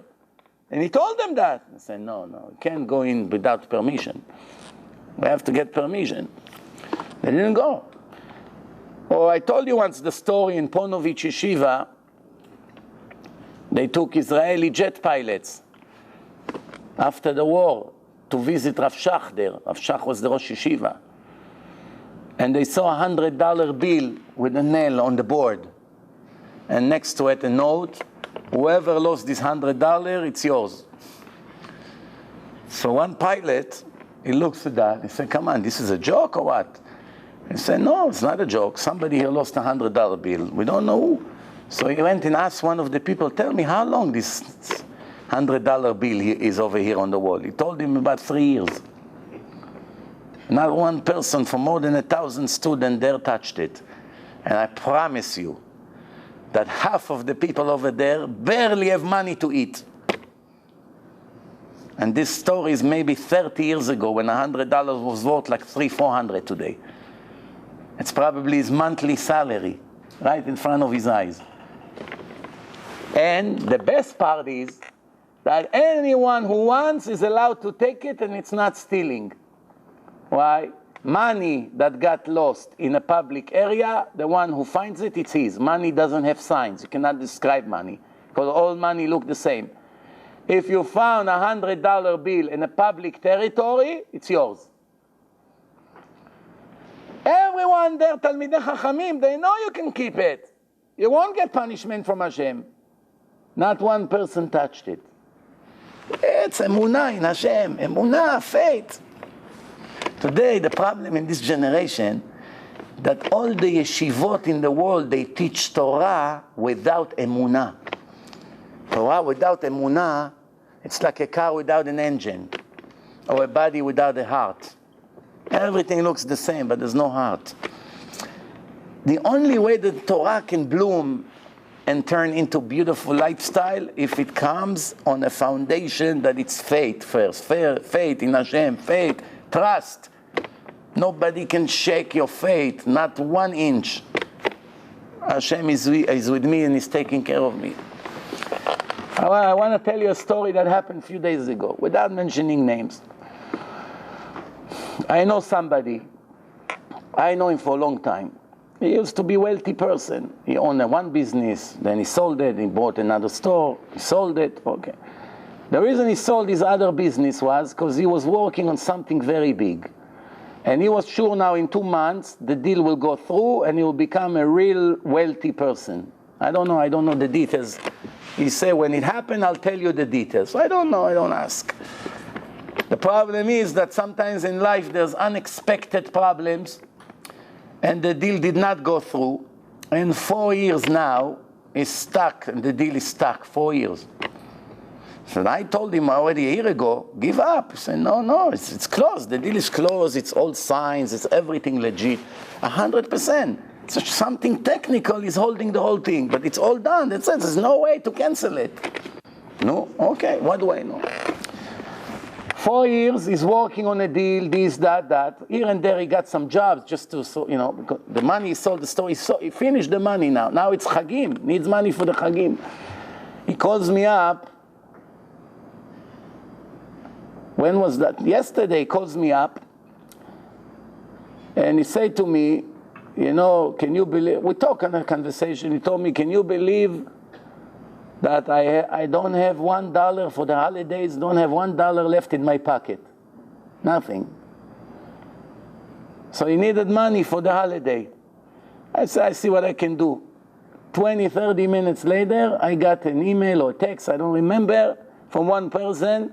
He said, I want to give money for a family that doesn't have. Right, mamash, few minutes after, 20 minutes after. What amount? The same amount he asked for me. Same amount. I called him right away. I said, but you know what's the interesting thing is? You may think, I saw thousands of miracles like this, and I still excited from it like first time, every time it happens. But he even have more emunah than me. And I call him, I say, okay, the matter is resolved. You may think, you say, wow, So you only say, Ishtabach Shemo, he never let us down. Now this guy, if you remember in one of my lectures, he once told me, I have one thing by me. Every time I have a problem, I go into the room, I scream and cry to Hashem, right away my salvation comes. Always Hashem answer me.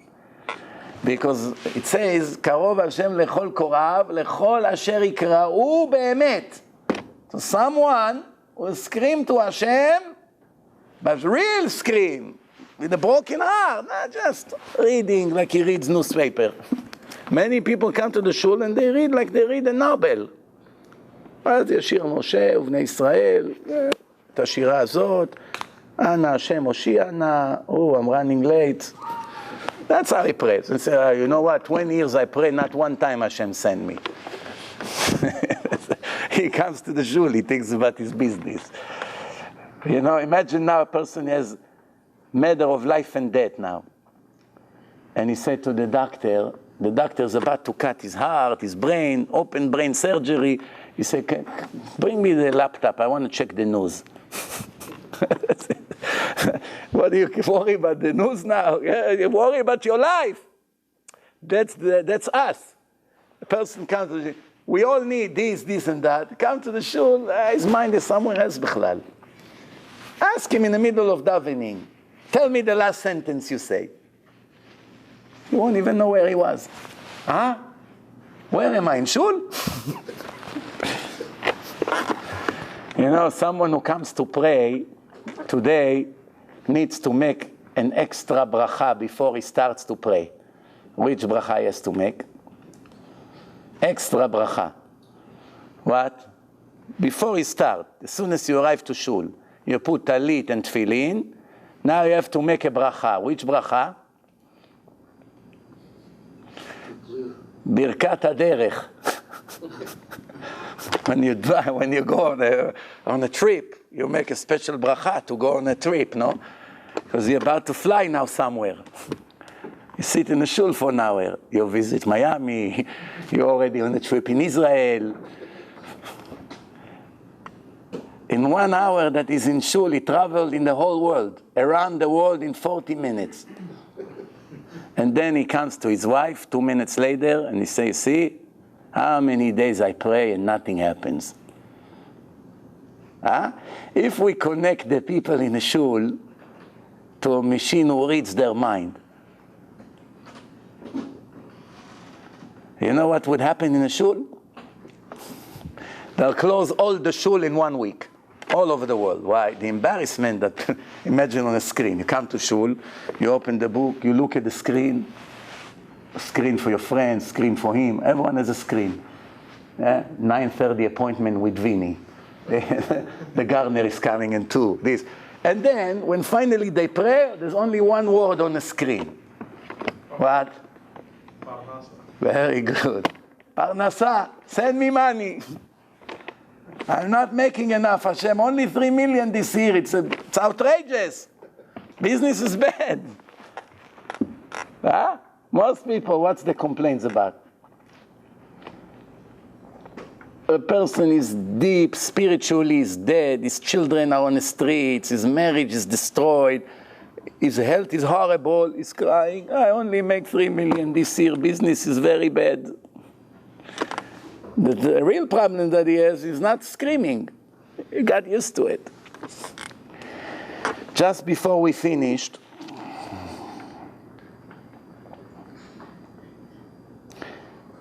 there are 4 different kinds of execution to the Jews that violate the rules of the Torah that deserve execution.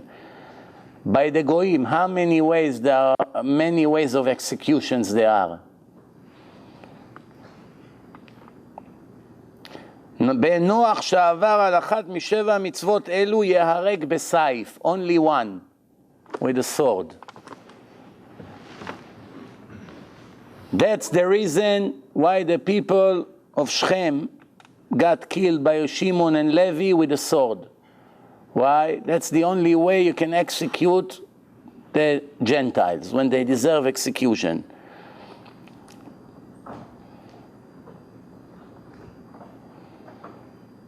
How many witnesses you need to convict a Gentile and find him guilty for execution? How many? 1. You don't need 2. 1 witness. How many judges?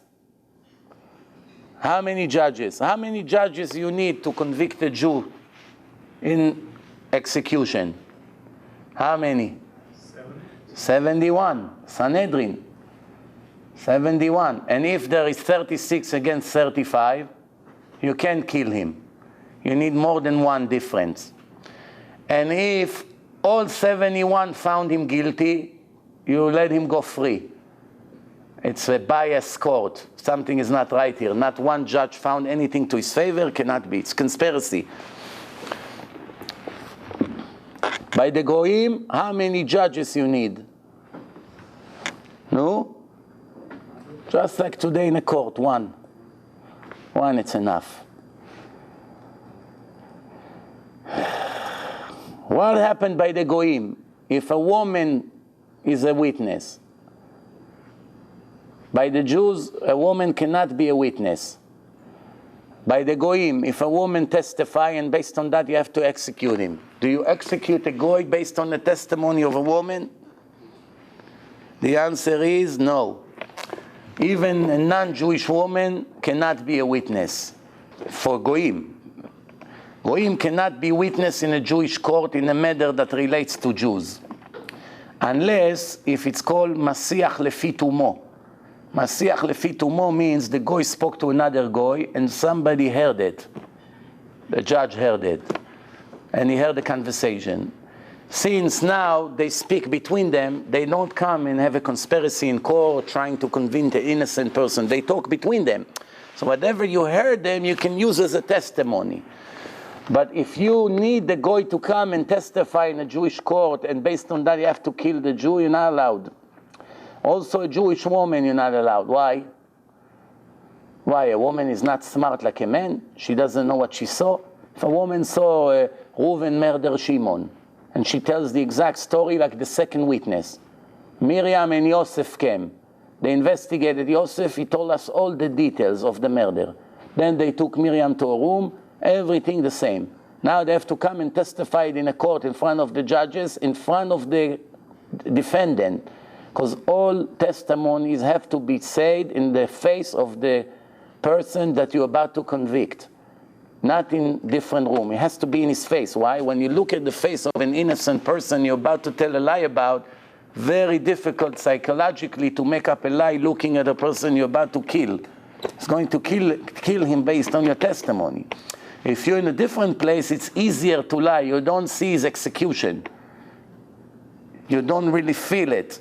But when you stand in front of him and you see set face, there is if your conscience is still working, it will be much more difficult to lie. Plus there is a shame, embarrassment to look in his face and make up a story that never happened. Not that it's not possible. People are still doing it, unfortunately. But it reduced the chance at least by 50%.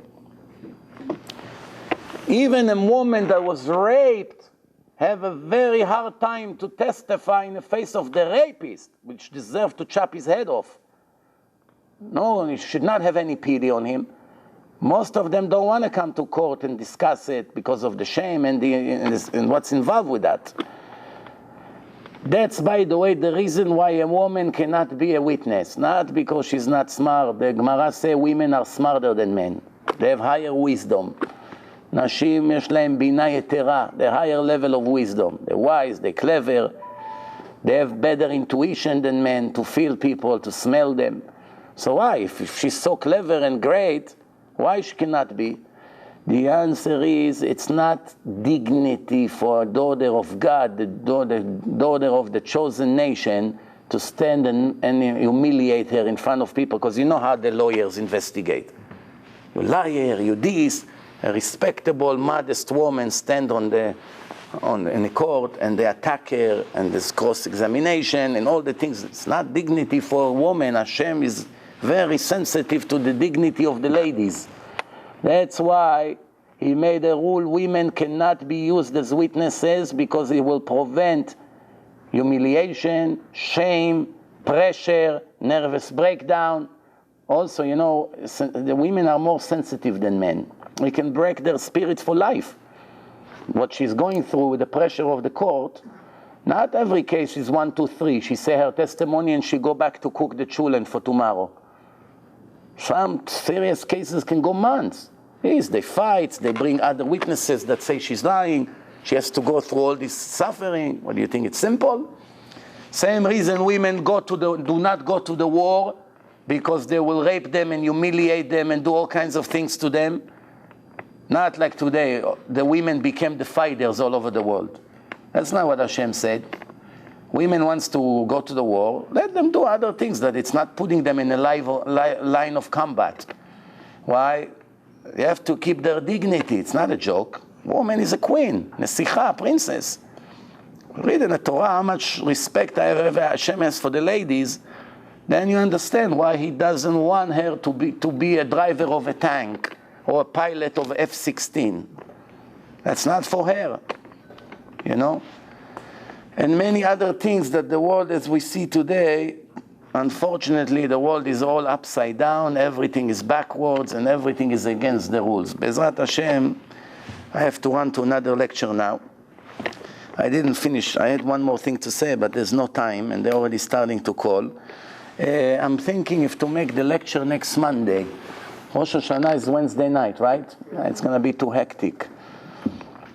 So maybe the next time we'll see each other will be after Sukkot. Anyway, always before you come, you know the rule. You go into my website, you check in events. In the day of the lecture, not the day before. Sometimes in the last minute things change. Always before you come, If you live nearby, no big deal. You come, you see the place is closed. But if you come from far, always check, always in the day of the lecture, in events, it shows you if the lecture is on. Sometimes there's a change. Like last week, instead of speaking in Brooklyn, I spoke in Queens. It was the last minute of a change. Some people went to Brooklyn, they didn't check. If they checked, they wouldn't go. Please be alert on that. Thank you very much. We'll see you after Sukkot.